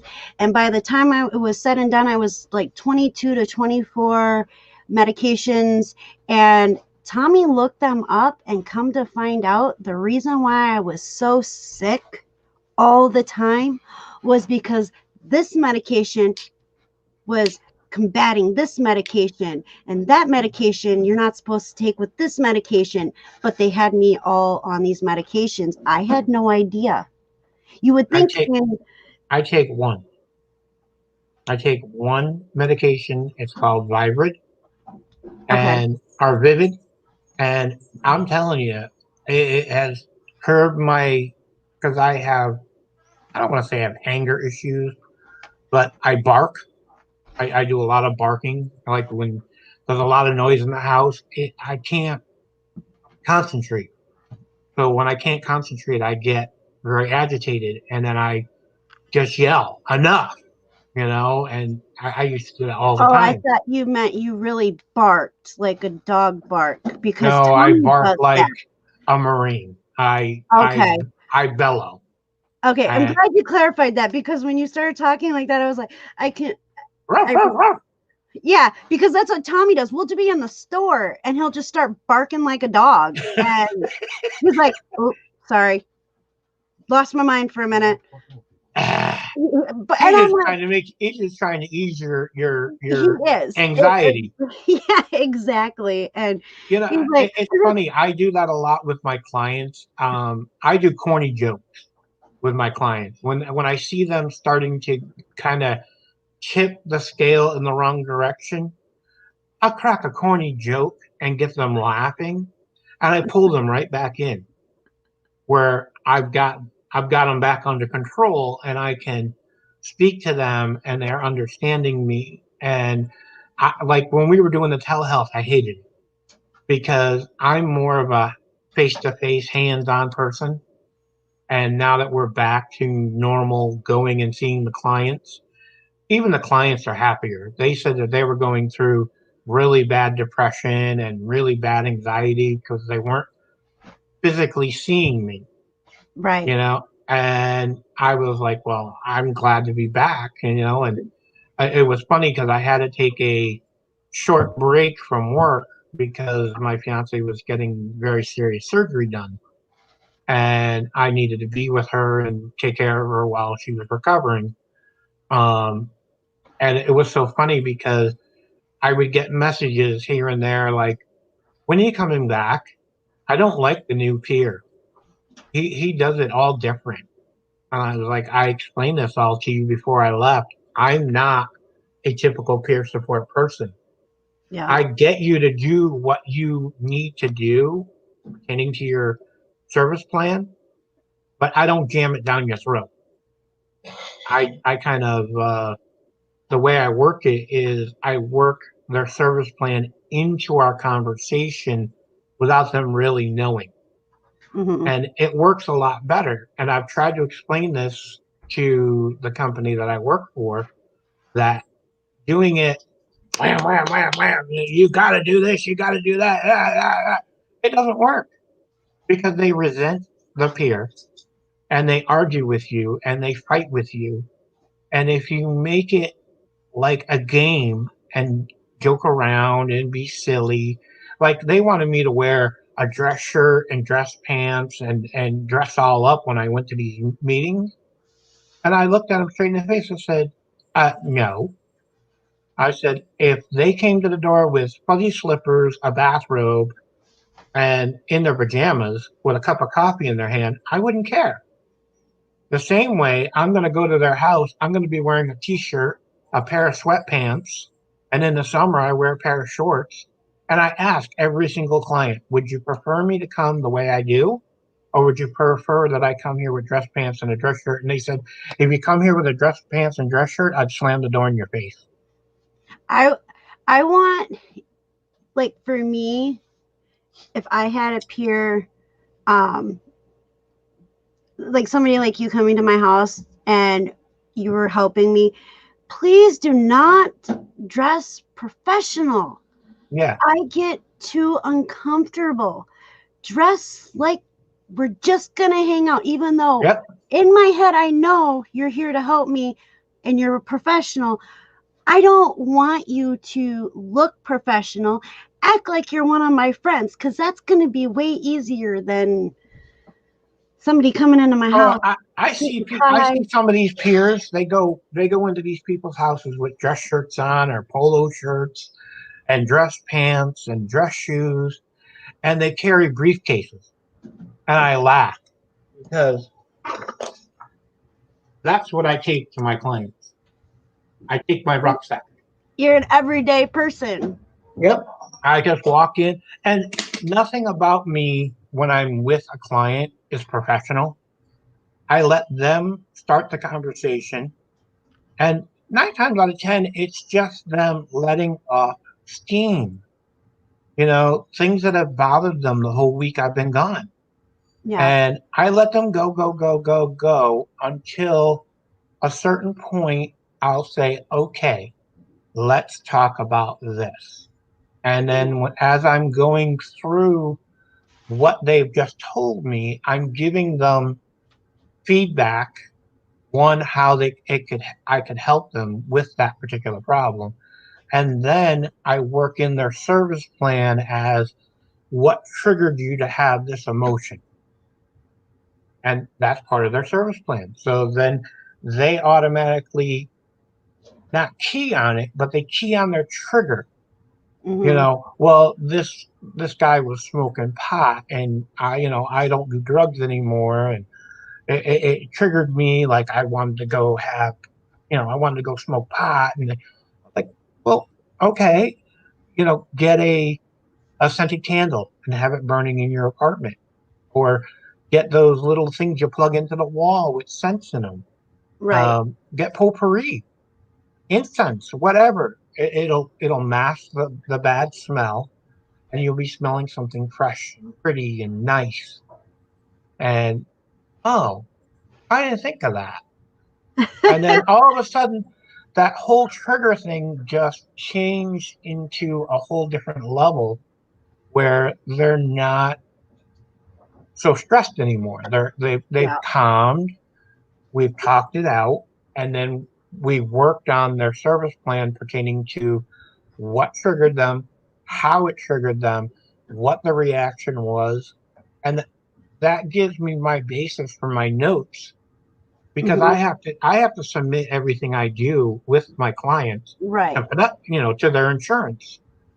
So when I send everything off, they're reading my notes of what I did, how I did it, and I have never been questioned.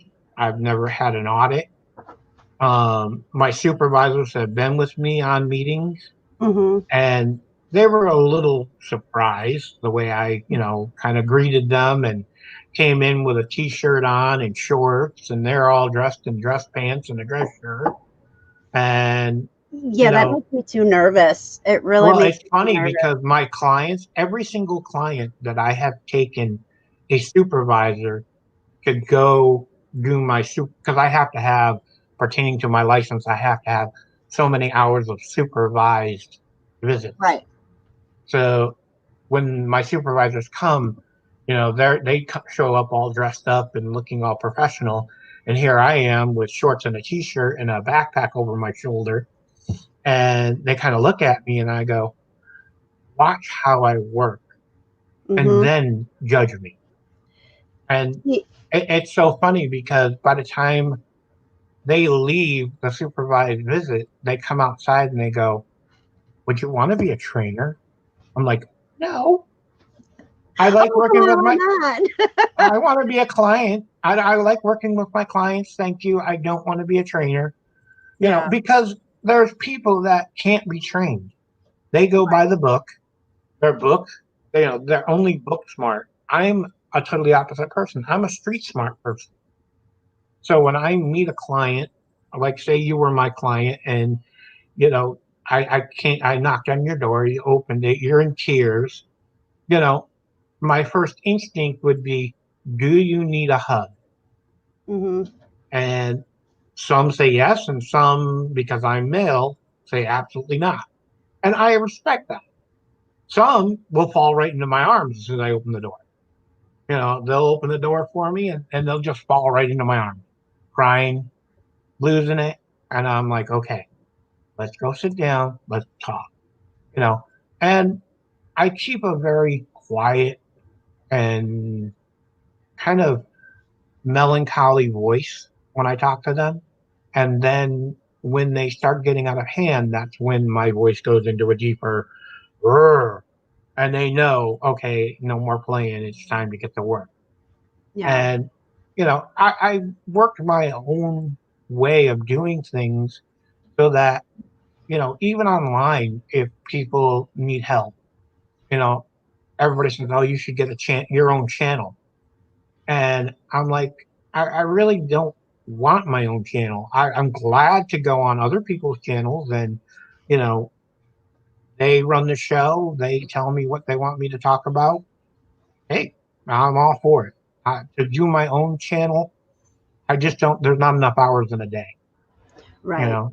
Yeah, You it's know. So hard to have a channel on YouTube, because everybody's competing. And when I started mine, Tommy actually is the reason why my channel is where it is now, because he's like, you need to, he helped me. Okay, so when I came out about my mental health, and a lot of people know this, but I do see that there's some new people. Hi, Barbara. Welcome, welcome.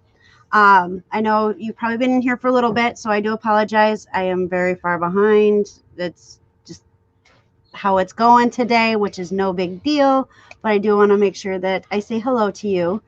When After my whole spleen thing, my mental health got really bad, and I was struggling. I have a scar going down my stomach and half my chest, and it's like 12 plus inches long. And so I was trying to find a place where I could go on YouTube and listen and know that everything was going to be okay, that I was going to be accepted. And there wasn't one. I couldn't find anything. He looked under depression. You have the counselors, you have the doctors that have channels, and they're like, that's not what I was looking for. I was looking for an everyday person who wasn't a doctor, who wasn't a counselor. I wanted to see if there was a place where, somebody was explaining what they go through, where I could relate to them. Couldn't find one. So, I'm making Emily tear up. oh no. Is that a I'm good thing sorry, or a Em. bad thing? I'm sorry, Em. Wow. Please don't cry. No, no, let her cry. It's good for her. I'm True. telling you, it really is. It is. I mean, I don't like to make people cry, and I don't. I feel that if you need to, do it. Cry, Right. let it out, because it's just another way of penting up your feeling. If you feel like crying, you cry. If you feel like yelling, yell. If you feel like, I crazy as it sounds, punching a wall, punch a wall. It's gonna hurt, and you're gonna feel it the next day. Or you're But going to if break it your hand. but if it makes you feel better, Yeah. then that's something you need. I mean, my outlet, as funny as it sounds, I'm a woodworker. Okay, I go out to my woodworking shop, and I might not have an idea in my head what I'm going to build or what I'm going to do, but I have tons of scrap wood all over my shop. And I throw together a flower box in an hour Oh, because wow. my cat died. Oh, And I mean, that cat knows when I'm having my episodes and used to cuddle with me. I don't mean to interrupt your channel, but no, it's all right. I'll tell you a funny story. I was having a post traumatic stress disorder moment, and I have a tendency. I like to go outside and just sit and just kind of air my head out. And I was sitting out there, and I kept hearing this little mew, little cat meowing. I'm like, what is that? And I'm looking all around. I couldn't see a thing. Well, within 5 or 10 minutes, all of a sudden, this black and white kitten crawled up my leg and curled up on my shoulder and went to sleep. I'm like, what in the world? Where did this come from? It But just now, decided to make it so. well, Wait, it was so funny because it was like my brain went someplace else. Like, oh my gosh, this little tiny kitten, it needs me. So I'm like cuddling it and holding it. And then another one comes out of nowhere and crawls up my other leg. And I got the kittens in my arms holding them. And I called my fiance. I said, hey, you need to come out here. I got a problem. And she came out and she just looked at me. And I'm like, where'd they come from? I don't know. They God must have just dropped them on my doorstep and said, you need them. So we had them for 7 years now. oh wow. And actually, the white one is behind me, I think. Yeah. Well, I did see a white cat earlier. yeah, and that's my three-legged Labrador right there. That's Zena. Hello, puppy. Yeah. I had a three-legged cat when I was younger. His name was Miracle, and he was a Bombay, a black Bombay. You would never believe that dog is three-legged because it's faster than me. That thing takes off like a shot. It goes into zoomer mode and it's like gone. That's what happened with Miracle. He had a little pimp walk because it was his back leg that they had to remove. That's her back leg too. But he could run fast, and I was just like, you get around better now than you did when you had four legs. What's the deal here? So yeah, and so when you started talking about your dog having three legs, Miracle popped in my head. See, your memory's coming back. I'm helping you. There you go. It's working. I had that cat for Thank you 10 for the years. great compliment, Emily. I appreciate that. Hello, Glenn. Welcome. That's Swamp Picker. How you doing today? I have come across Swamp Picker a couple of times. Men often don't feel safe to me. I'm very grateful there are people like you in this world. I am the exact same way. It is really hard for me to talk with a male that I don't know, even though we've talked in chat and stuff. You know, it's hard because of the domestic abuse and everything. It was done by a male. It's really hard for me, and it's amazing how many women that I deal with, and I've dealt with close to 30 now. Oh wow! And they all come from domestic abuse, sexual, attacks, and it's funny. They're very leery when they first meet me, and I literally have, I would say, a 10-minute window. So either I'm going to win them over or they're going to throw my happy butt out the door, Wow. And believe it or not, out of 30 women, I've only had 2 throw me out the door. Oh, wow. One just couldn't get comfortable. I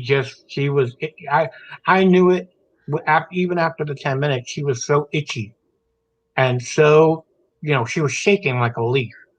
And I said, "You're very uncomfortable, aren't you?" And she said, "It's not you personally. You're such a sweet man. I just can't come to grips." And I'm like, "I understand. It's not a problem. I will get you a female. It might take a while. I'm sorry because we're very, very, very booked." And she was like, "I know. I understand. And thank you." And I'm like, "Not a problem." I know I don't, I, I've always been an advocate of women. I don't know why. In high school, if a guy was picking on a girl, I would pick him up and slam. I mean, I was a football player. I mean, I got a 19.5-inch neck and I'm not a small guy. And I would literally pick up a guy and throw him into a locker and say, try that with me. I just don't, I think women should be respected, loved, cared for. But if they're strong and they're independent, don't step on their toes. Because if you step on their toes, they're going to resent you. You have to have that kind of give and take with a strong woman and a weak woman, which are very far and few between these days. Women have become strong. They're powerful. Um, and it comes from your upbringing because nowadays and age, kids are not being taught like we were. I mean, you got out of hand, you got a smack, and now you smack your kid, and the next thing you know, you got uh, DSS at your door, and you're being investigated because you smacked them because they deserved it or they needed it, and it's sad. I think that you know, I think a parent should have the right to discipline children. I was beaten with black eyes and belts and all that stuff. I'm saying a crack on the butt, Mm-hmm. not hurt them, just give No. them that warning, you know, or not in the head, just a crack on the butt real quick and let them know, hey, you're getting out of hand. Yes. And you can't And do that anymore. Everybody is so quick to judge you if you do that. yeah, we in Wisconsin, they actually have a law where you can spank your child, but if Hmm. it's like you can spank your child on the butt 3 times. If it's more than that, then it's classified. It's like a fine line. Yeah. But you can spank your child as long as you don't leave marks. Huh. It's really weird. Like, spank, you can't use excessive force. yeah, you can Right. spank, but you can't use excessive force. And a lot of people, like around here, the cops, we had an issue with our daughter acting up in school, playing games, and the school told us that we needed to take her to the hospital because she was, what was the term they used? She was throwing a shoe at a wall and it bouncing off the wall, hitting her head. They tried to say she was crazy. This is a long. She was in kindergarten, okay, and she was bored.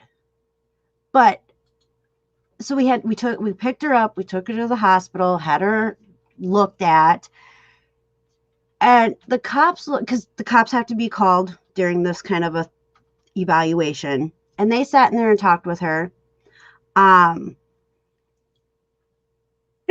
They came out.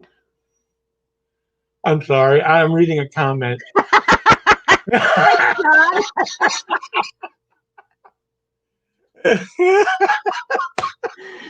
John, you're sassy. Oh my God. Raj, do you see what his comment? I needed that. That was just perfect. So the cop comes out of the room after talking with Jaslyn, right? And he looks at us and says, take her home. There's nothing wrong with her, and spank her butt. She needs a spanking. Mm-hmm. And we're like, okay. So we brought her home, spanked her butt, and let me tell you, she never did it again.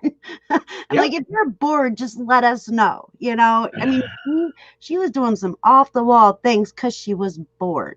They weren't stimulating her brain so that she could learn. She was over kindergarten already. She was ready for first. Oh yeah. Oh, she was ready for 5th grade. Telling you. First grade, I mean, she was in kindergarten. They weren't making her brain think. She was bored. So, but yeah, that's why the kids are homeschooled, because I don't agree with the school board here either. But real quick, I want to make a comment. You were talking about the one lady that kicked you out of her house because she was itching and stuff. I have noticed today that not once have I itched. Not once. And I'm a good influence on you. When I get nervous or my anxiety gets high, I itch. I've been fumbling with my hair, but that's one of the things for my anxiety and stuff that I just thought you were trying to make it more sexy. No, it just It's just something that I do. I itch. I mess with my hair. Like when I first started, I'd have like 10, 20 different hairdos during a live because I was constantly fumbling with it. It's just something that I do. But I haven't itched. I haven't messed with my hair as much as I normally do. And I appreciate that because not a lot of people can do that for me, so, and I haven't laughed as much during something so serious other than with Tommy. And I know Heather and I and Dwayne and Tommy, when we talk, I'm constantly laughing. Rebecca, Mel. We also have Dad's Vintage Garage that, he's just a comedy relief here. Yeah, he's awesome too. Usually it's Dwayne that's sassy. I'm really surprised Dwayne's not getting in on this train. Hello, Perlini. How are you doing? Is that how you pronounce that? Perlini, yes. Perlini. I'm always afraid to even say hi because I don't know how to pronounce it. I just call her Pearl. Yeah, Pearl is short for Perlini. Yeah. It took me forever to say it correctly. So it's like I have like these. It's weird. I'm sorry. I don't mean to get completely off topic. I keep seeing these little white specks floating around me. But then tell Tom to stop cleaning the basement. He's kicking stuff around. The other side. He's on the other side of my computer with headphones on, listening to something. He's working on his bike. No, he's working on the daughter's bike. Oh, gotta get building. Chat. I must have missed that in chat.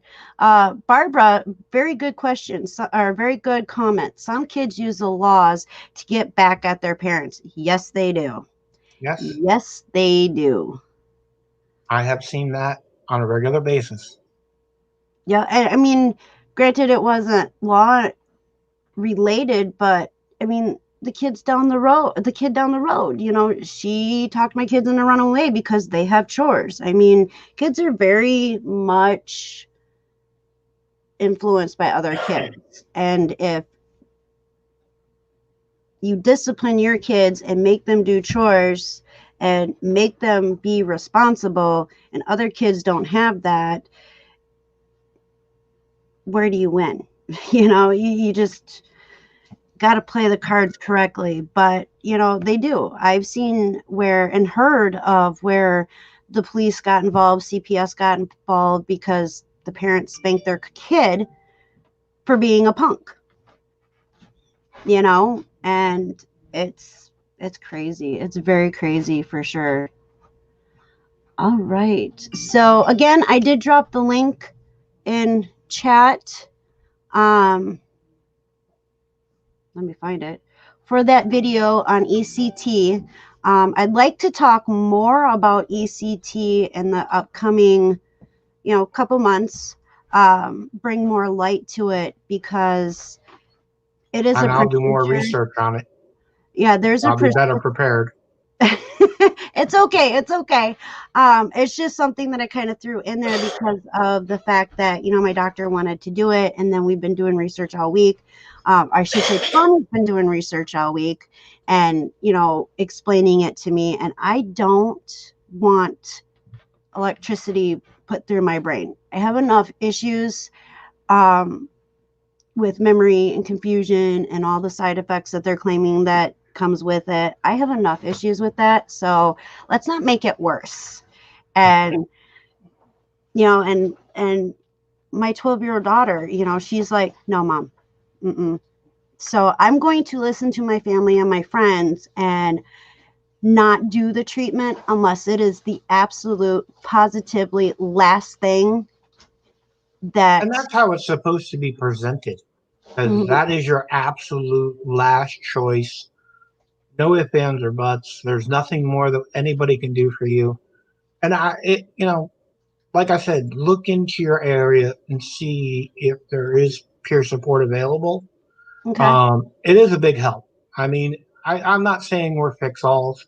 We can't. I mean, we have minimal training. Um, but if you get a good one, um, they they will talk things out with you where you might not want to talk to your therapist. You might want to not talk to your significant other, and you might want to just burst out and say everything. What happened, who did what, how it happened, this and that. If you're uncomfortable with a male, request a female.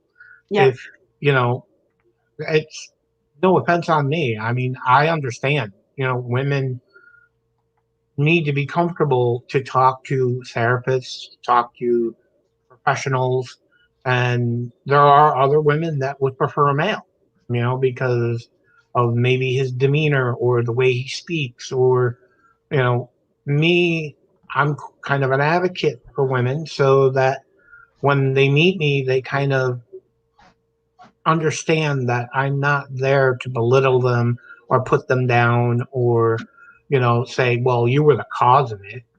That's not right. Right. It happened. And if, you know, it happened because that person that did it to you was sick. That's not your fault. That's the person that did it. That person was sick. They had problems and they need help. And you It couldn't give them the help they needed. Yeah, and it took me a long, long time to realize that I didn't like no matter what I would have done, it still would have happened. Right. And because I was gaslighted into believing, I was brainwashed into believing that I was a horrible person and that if I would be better, be smarter, be prettier, be a better cook, be better at everything, that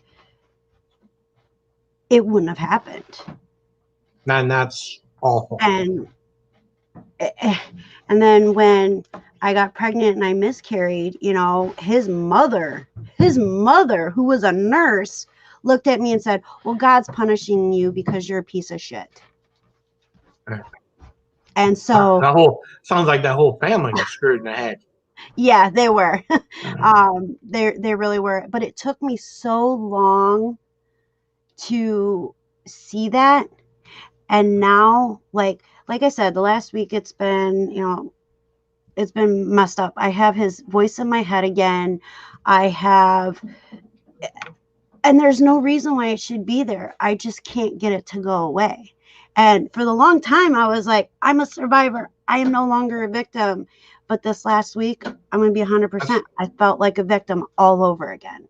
And I don't You have to know. keep telling yourself you're powerful, you're strong, Yep. you don't, and the quickest way to get someone speaking in your head is put a pair of headphones on and put on your favorite music and girlfriend jam out. And Dance that's around what, the house, go crazy, lose your mind, have fun. and I know I'm a survivor. I know it. You are. 100% I'm a survivor. And I speak very much about being a survivor. Don't be a victim, be a survivor. But Right. sometimes you revert back to victim mode. And I don't know if it's because of Something's Monday triggering when I you. talked with her and she made it sound like ECT was going to be my miracle. And then finding out that I could be, I mean, it's an 80 to 85% chance that it'll work. And I could be one of those very, very few that they do it, it helps. I still get have all my memories, but it's such a thin sliver that it's It not is. worth the risk. And It's like, you know, do I take the blue pill or the red pill? You exactly. know, and then, you know, and you're sitting there and you're holding them and you're looking at them and then you go, how about we do this? No pills. And you wipe your hands, you Yeah. know, it's not an easy, you're lucky. You have people that give you support. They back you. They watch over you. They protect you. You know, a lot of clients that I deal with are single females that have nobody. Their family has turned their back on them. Society has turned their back on them. Their own children have turned their back on them and walked away. You know, and it's sad. You know, Yeah. and I have to sit there and try to be the support. You know, and there's times where I come home and I'm frustrated and kind of bewildered, like, what did I get involved in? You know, what am I doing? And then I think about it and go, I'm helping someone, even if it's a little bit. It could be Mhm. that minute little thing, but I'm I'm doing something positive for that person at that particular moment. Right. Yeah, That will have an effect later on. it's only an hour and a half, but that hour and a half, I try to put as much caring and attention to that one person where, you know, if they're having one of those days and they don't want to do anything pertaining to the service plan and Hmm. they just want to just talk, that's fine by me. You know, we'll just talk. I still Yep. slip in their service plan. I know how to do it, but it's their day. Let them just be themselves, get it out, get Hmm. that moment of someone's listening to me. Yep. I know they're hearing me, and it helps. I mean, it can't fix everything. I can't fix everything. I can just be there for the person or per people and Right. say, "Hey, if you need me, call me. I'm there." You know, my clients, every single one has my cell phone number, and they're told that if you're having an issue, call me. You Yep. know, it's no skin off my nose. I'm not going to put it in your notes. This is private. It's between you and me and the wall, and Yeah.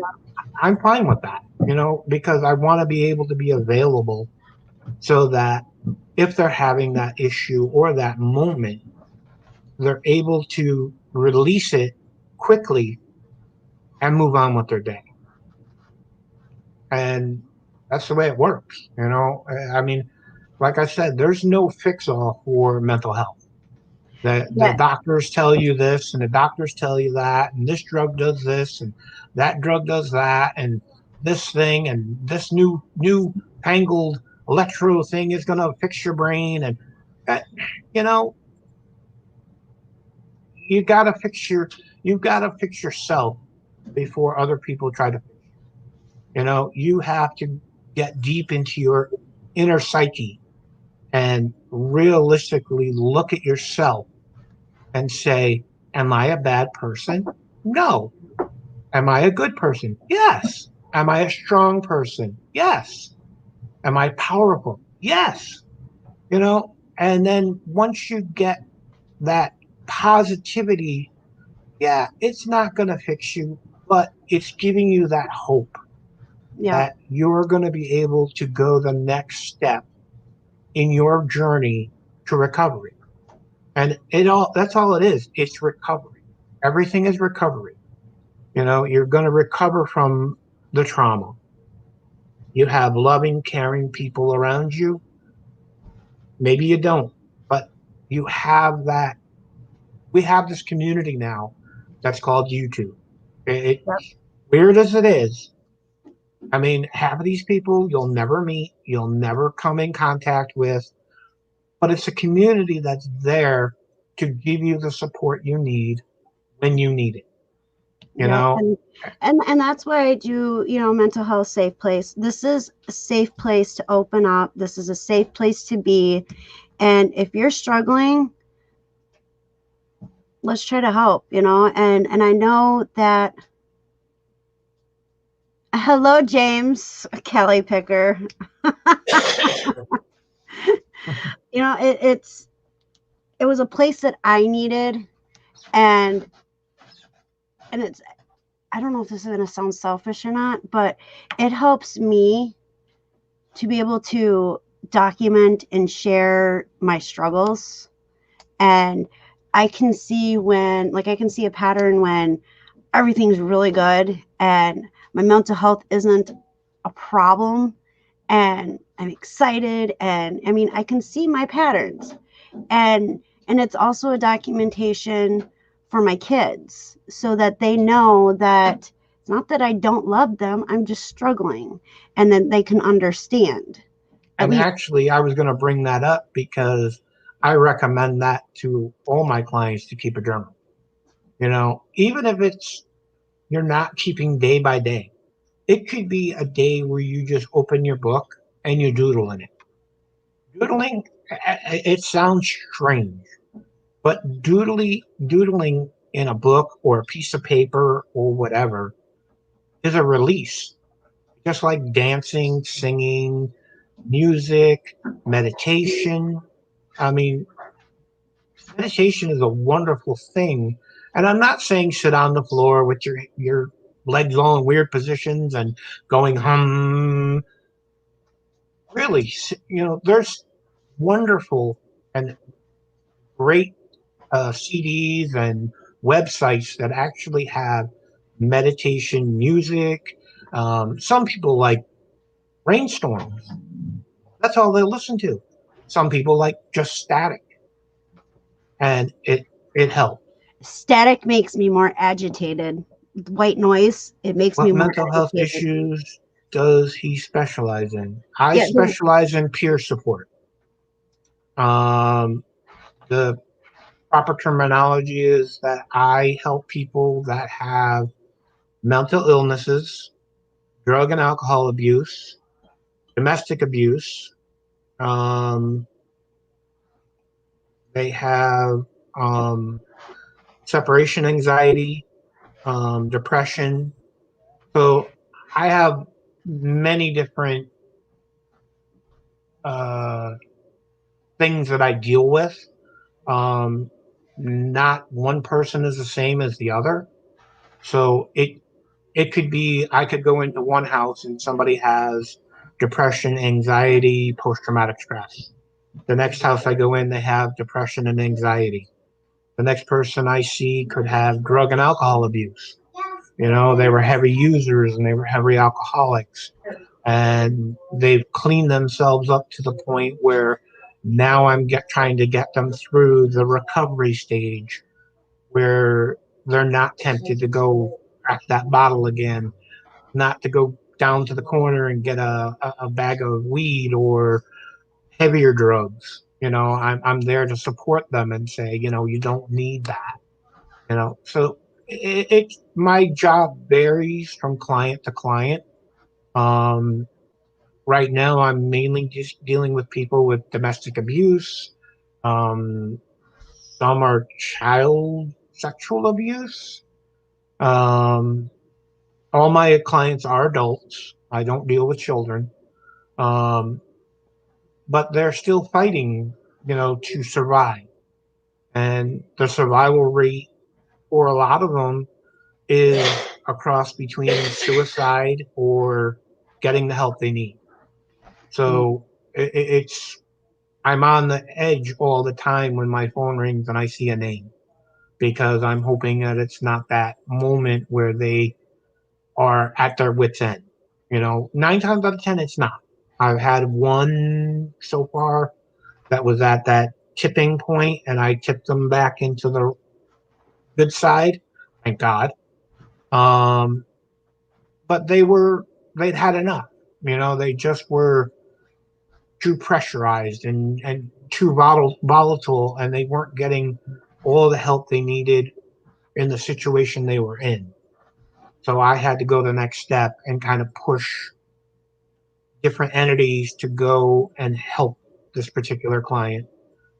And thank God she's recovering well. I mean, yes, I had to have her committed for a short moment of time, and that helped her a lot.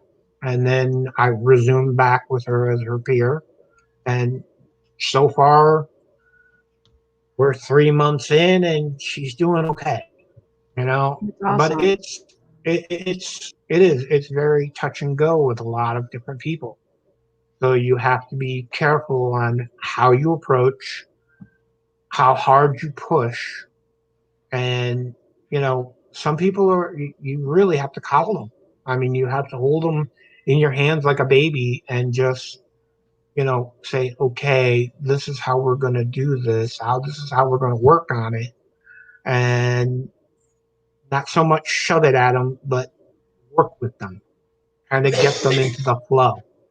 And once you get that point, you can pretty much grab hold and hold on tight because sometimes it's a whirlwind.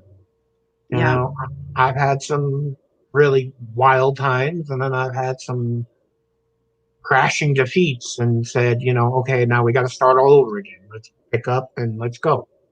Yeah, I've had, and that's where I feel like I'm at. I feel like I got so far and then crashed and burned, and now I got to start all over again. And and a lot of times, like I do chit chats and Halloween. Oh, happy Halloween, everybody! By the way, yes, uh, happy Halloween. it is one of Halloween and St. Patrick's Day are my two favorite times of the year, and this week has been just crazy to the point where I really didn't want to do my Halloween live, which is so, I didn't want anything to do with Halloween. And I forced myself to schedule my Halloween live because I know it's going to help, but getting to that point will be rough. But once I do it, I know it's going to be better. Just like when I Good schedule thing I was available to come on, huh? right? Got you through. And that's the thing, every day is a struggle, no matter what mental health form or what mental health issue you're struggling with. It is a struggle. Mm-hmm. And my mom keeps telling me, oh, it's just how you deal with it that makes a difference. And I understand that. But it's not cut and dry like most people think. And so my mom's like, well, you have this mental health channel and you talk about how you want to help people. And I'm like, yes. She's like, but you have to help yourself before you help anybody else. Yep. And I'm like, That's wrong. what I do is I talk about what I'm struggling with. And there are a lot of mental health lives that I've done where we didn't even talk about mental health. We just talked about things that were going on at that time. And what people don't understand is, I just flipped my pen, sorry. What people don't understand is what we talk about, like with the chat and everything, somebody will bring something up and we'll focus on that. And that's what we're supposed to talk about. It's still helping, it's still discussing, it's still part of mental health because everyday things, no matter what it is, can affect your mental health. I have a question. What's that? When you get done with your live, and I want an honest answer. Okay. Do you feel relieved, excited, or sad? I feel happy, but I also have the feeling of, uh-oh, I shared too much, and I feel that people are going to judge me, even though this is a safe place. Mentally, I feel like I'm being judged with some of the things that I say. And I know I'm not. You're not, because I'm watching I'm literally watching every single person that is making comments, and they're all positive comments, and they're directed to you. So obviously you're doing something right. I hope so, because I just want people to know that if they're struggling, it's okay, because I struggle too. And I'm going to share with you what I'm struggling about. And if it's hope, if it just brings a little light to the fact that you're struggling with that too, at least you know you're not alone. That's the biggest thing. I don't want people to feel that they're alone in the struggle. And this whole stigma of mental health is bad, people are crazy, stay away from them. No, I we like Perlini's. need you to be around. You just need to understand a little bit about what we're going through. And I like mental health, Perlini's comment on the bottom. your show just flows where it wants to flow. Exactly. And I don't want it to be specific. Like today, I have, in my on my thumbnail, ECT. I We've know, I talked panicked. about it. I What's saw that? that and I saw that and I panicked. I was like, oh, she's got a set thing. Oh my gosh. No, Not no. prepared for that. I usually, okay, so my idea of what I do with my thumbnails is it's just a starting point. Mm-hmm.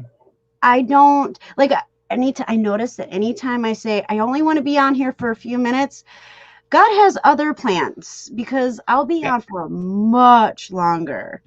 We've been on for 20 minutes. Holy wow, it went by so And fast. But at least this is a that's starting, because we're talking. right? This is, I put let's chat about ECT. Okay, let's talk about it. This is a starting point for my records, for me, and anybody else who may be prescribed this treatment. Please do your research. If it is your last resort, see if there's something else, because it messes your brain up. And I don't want, Tommy jokes with me, at the beginning of it, Tommy was like, oh, you're going through electroshock therapy. Oh, you're going to drool and you're going to sit in a corner. And then he started doing, he's like, if you sit in a corner and drool, and I won't say the rest of what he was saying. He said he was going to throw you a bone, right? No, he was just going to pack up and take the kids and leave, and I could drool in the corner by myself. And then it was in a jokingly manner. It was in a jokingly manner.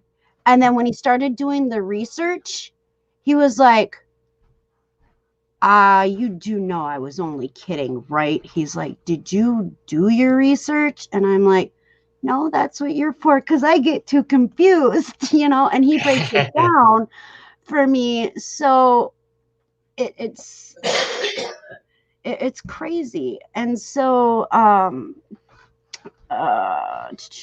Jennifer Hayes says we all struggle. We sure do.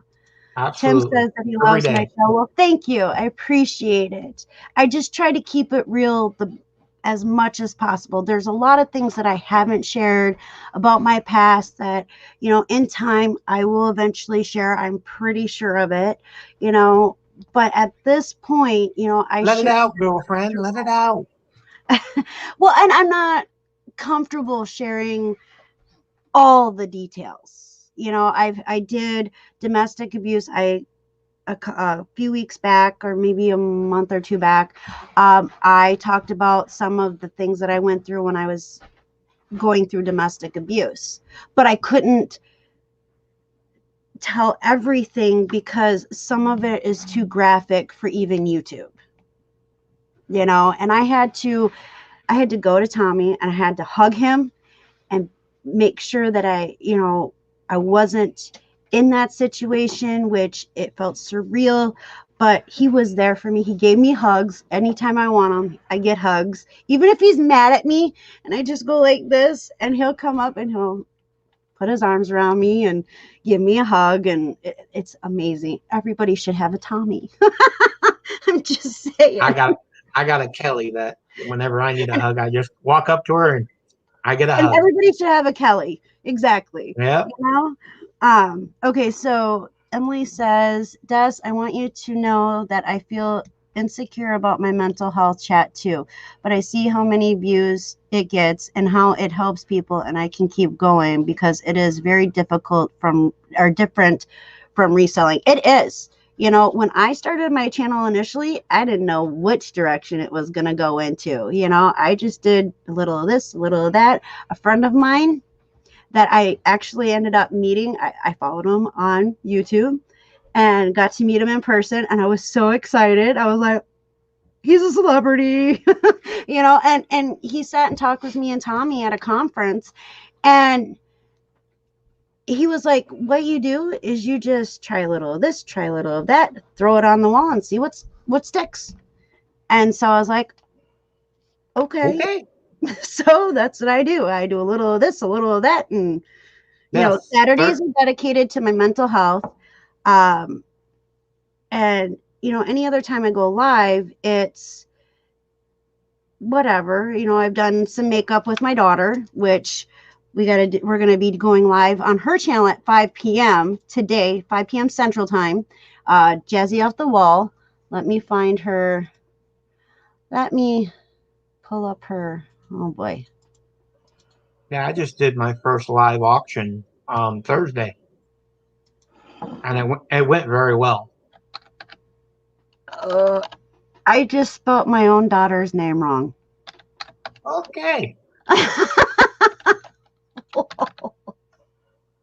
I don't know what that was all about. Okay, so here's my daughter's channel. It's called Jazzlin' Off the Wall. And at 5 p.m. Central Time today, we will be going live. It is a pre-Halloween, do our makeup, chit-chat, hang out before my live today or tonight at 7 p.m. Central Time. Oops, let me. Oh, you're going to be a busy girl today.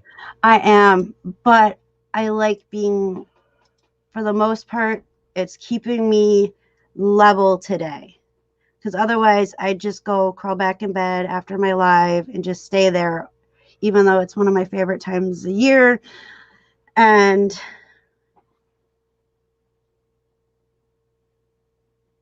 the Comfortable Life. Okay, so the Comfortable Life said something. Here we go. They said, our wife is our main support and couldn't ask for better. We couldn't make the day without her. Exactly. And that's how I feel about Tommy. And I'm sure that's how you feel about your wife. Yeah. And, you know, we all need somebody like that in our life. And Dwayne Stevens says, same with Heather. She is the hub of our family. That's awesome. That's awesome. You know, it'll be fun. You know, today it'll be fun. Like I said, 5 p.m. Central, Jazzlin' Off the Wall. We're going live. Gonna get ourselves ready for the Halloween chit chat hangout at 7 p.m. on my channel. So there's a couple. I'll be back tonight. So. And how scary are you gonna get your makeup? Actually, I don't know exactly. I'm not gonna know exactly what I'm gonna do until. Are you leaving her in charge, your daughter? Oh, well, it's her channel, so she's actually going to be doing Daddy's makeup. Daddy's makeup? She is. Oh, I got to tune in for this.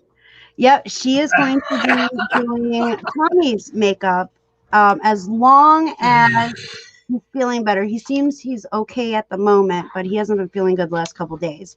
But she will be doing his makeup for Halloween, and this should be with that, Tom. Did you hear? He's hiding under his desk. Right? You can't find me.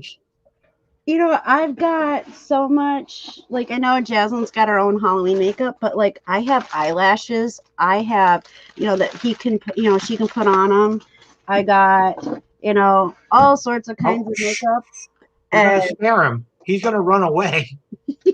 But Jasmine won't tell us what she's doing with him. Oh. It's a surprise, you know? And so I'm just like, well, let me know what you need, because I do have quite a few different, you know, tubs of makeup that she can use on top of the Halloween stuff that we have. So. Yeah, tell him to make sure he gets all his facial hair off. Oh, sounds like fun. Tommy getting a makeover. And Dwayne said, I think Tommy needs to shave all his facial hair so she can do a better job. Oh, come on. You've never heard of the the bearded lady. This is gonna be funny. Come on, you'll love it. No, so that's what our plan is tonight. And once I'm done off of here, which we're going to be heading out here in a few minutes. James made a comment. So, okay, Tom. Oh, are you busy, baby? Okay, because I was going to ask if you could drop your link for your guys' debate tomorrow. So James, Callie Picker, and Tommy are going to be doing a live presidential debate. Oh, this ought to be fun. It's going to be very, very fun and interesting because they are both on different sides. So they were supposed to do it yesterday, but I'm not sure what happened. They rescheduled it for tomorrow. Who's Trump and who's Biden? Okay, so Tommy 2.0 is Trump, Pence, and James is Biden, Harris. I was gonna call her something else, but I chose not to. Good girl. don't want the Secret Service pounding on your door. No. So James is Biden, Harris support, and so they're each going to. The whole point of it is they're going to show that they have two different sides, or they both have their own beliefs, but yet they're still friends. Tom, eat them for breakfast. That's the plan. He said that's All the right. plan. And James and Tommy have $100 wager for election night. Ooh. Yeah. Oh, yeah, that's right. Tommy will be drunk and I will be stoned. Boy, this ought to be You're interesting. really making it, because it's not legal here yet, but it's legal where James is. And so I have been praying and praying that it becomes legal here so that I can get a prescription, because everybody that I've talked to where it's legal and they take prescription of that, they say it helps. And it's natural. So Better than voltage through the brain. yeah, it's definitely better than voltage through the brain. Very much. So we might end up having to move to a state where that stuff's legal so that I can at least attempt to see if it will help me. Well, come on to New York. It's going to be legal next year. Nice. Well, Wisconsin needs to get on that bandwagon. Nah. Really does. Legal. Wait, what? Legal Smeagol smoke it if you got it. Tim says, yes, it will help a lot. And I almost got lost there for a minute. I was going to ask you, it will help a lot, what? And then I remembered our conversation. My brain just kind of fizzed out for a minute. Yes, I am in Wisconsin. Everywhere around us, it's legal, and we're not. They keep promising that it's going to be legalized, and it's not.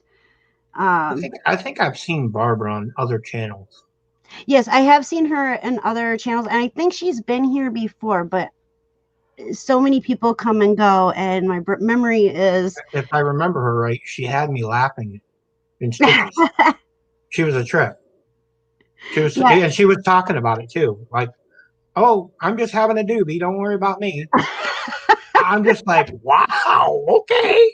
She says Minnesota, many is legal. That's Minnesota, right? I'm pretty sure that's where she's... Yeah, I have to write little notes, and then I have to write them again because, and then, kind of like put them where I can see them.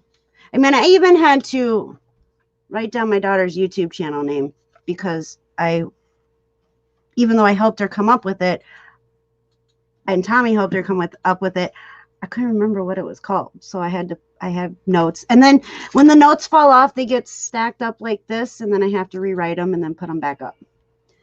So not all the time and not everything. You need a dry erase board. I have one, but it's upstairs on the refrigerator. I might have to bring it down because every time I write notes on it, so I can remember to remind the kids, like with their chores and stuff, somebody scribbles all over it. And then I can't see what, so they're being sassy with me is what they're doing. James says, a lake separates me, Des, and Tommy. Yes, it does. Lake Michigan, right? Make sure. You got to think about that one for a minute. Hold on. Right? And then Jennifer says, I smoked lots of years here before it was legal. Wait, Jennifer, where are you? I can't remember where you said. Come to Cali. Perlini says, come to Cali. And that's the thing. I actually I interviewed Mona. She's a comedian. And she told me to come out by her because we got on the conversation about, medical marijuana and stuff like that. And she's like, come out here, buy a whole bunch of it, and you can just test it out. And I was like, okay. Which is in California, because wasn't California like one of the first places for it to be legal? Absolutely. Okay. That's what I thought, but I couldn't quite remember. An ocean for other things. I said before, your notes need notes. Yes, Dwayne, my notes need notes. And if I write it in a notebook, now this is crazy. If I write it in a notebook, if I write anything in a notebook, I lose the notebook. So I'm not good with writing down things. I'm, for the most part, but sticky notes are fun. Sticky notes are fun. I love it. And I just tend to lose them. Oh, there you go. I had one that big. Oh, I had them like this big. I love these ones. And I can't find these ones anymore. So, and then I have these two note cards, like what you would write your recipes on. Yep. I have those two. I got minis too somewhere. Yeah, that's what I have here. I have oh, here we go. I even have this small ones that you would like for a bookmark. Yeah, I have them all over. And then again, I lost them somewhere. The rest of them. But yeah, let's see, where was I real quick? Notes need notes. Yes, that needs notes. Exactly. Notes need notes that need notes. Exactly. Exactly. My notes need a translator.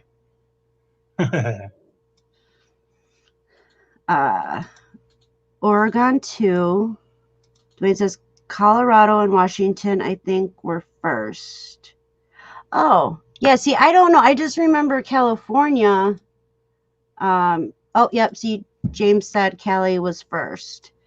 Perlini says she doodles all the time. That's cool. Very good. I doodle, hold on. Let me cover some of this up because some of that is a little personal stuff that I don't want to share. Okay, so I do little doodles like that. And so I don't know what they mean. I just do them. They're fun. And I know that they're one of a kind. I might just, I want to get that tattoo. What is it called? The dot with the comma. I always forget what it's called.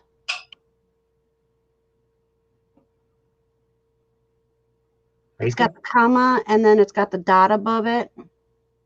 I always forget what it's called. I'm horrible. Well, anyway, It, What is the thing with the dot on the top, comma on the bottom? Semicolon. Semicolon. thank you. Semicolon. I know. Okay. I had to ask the brain behind me. Yes, I want to get She that knows everything. tattooed. Like I remember what the meaning is, which means my story, your story isn't over yet. Right. But I can never remember what it's called. It's horrible. And I want to get that, but I don't want a traditional one. I want one that's Celtic, that has the Celtic design.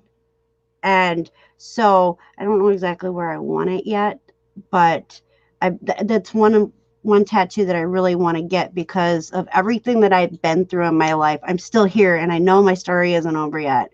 And so it's got a real deep meaning for me. And so And it's only going to get better. yeah. And I do have faith that I will get better. I do. I just don't like the process of having to go and get better. But at the same time, I know I have to go through it.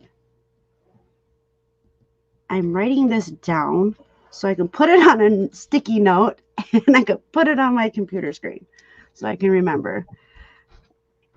James says, just get drunk when you get semicolon, then it's Celtic. James, you're horrible. He's very, what do you call it? Influential.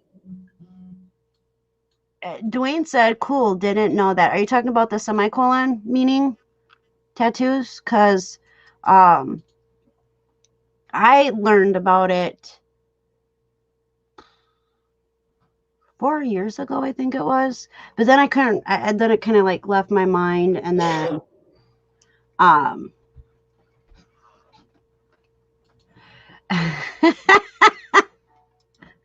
just remember that a tattoo will sag when you get old. Yeah, I'm already cruising for bruising when it comes to tattoos. So, oh, that's neat. That's the only one I have. What does that represent? The New Jersey Devils. Oh, okay. It's a hockey team in New Jersey. See, I like watching hockey, but I haven't done it in a while. And I don't know anything about hockey other than I think it's cool what they do on the ice because I am not coordinated enough to do that. So it's even worse when they fight on the ice. I can't figure that out at all. How they fight? Yeah, they get into full-blown fisticuffs on the ice. And it's like, how do you keep your feet and not get knocked the heck around? And they swinging each other around and they hold their ground. Well, Tommy says he's going to take me to a game one of these days so that I can see it in person how it is. Actually, even if you go to an amateur or not amateur, but like FHL and stuff like that, the minor leagues, those games are awesome. We have a team here called the Enforcers, and I'm telling you, it's just exciting as going to an NHL game. I mean, they're really, really hardcore players, and they're looking to get into the NHL. Oh, they're in the minor league, so they're having, there's scouts in the stands watching them. We just lost some of our top players this year because they moved up to the next minor league, which will bring them closer to the NHL. Wow. James says, go Sharks. No, we don't like sharks. Although I don't like what's happening with sharks. I don't like sharks. They're dangerous. All right. What you're talking about. I think I'm about ready to call it. Yep, for sure. For sure. Again, thank you everybody for joining us. We'll see you next week, 11 a.m. Central Time. And I want to thank you for joining me today. I greatly appreciate it.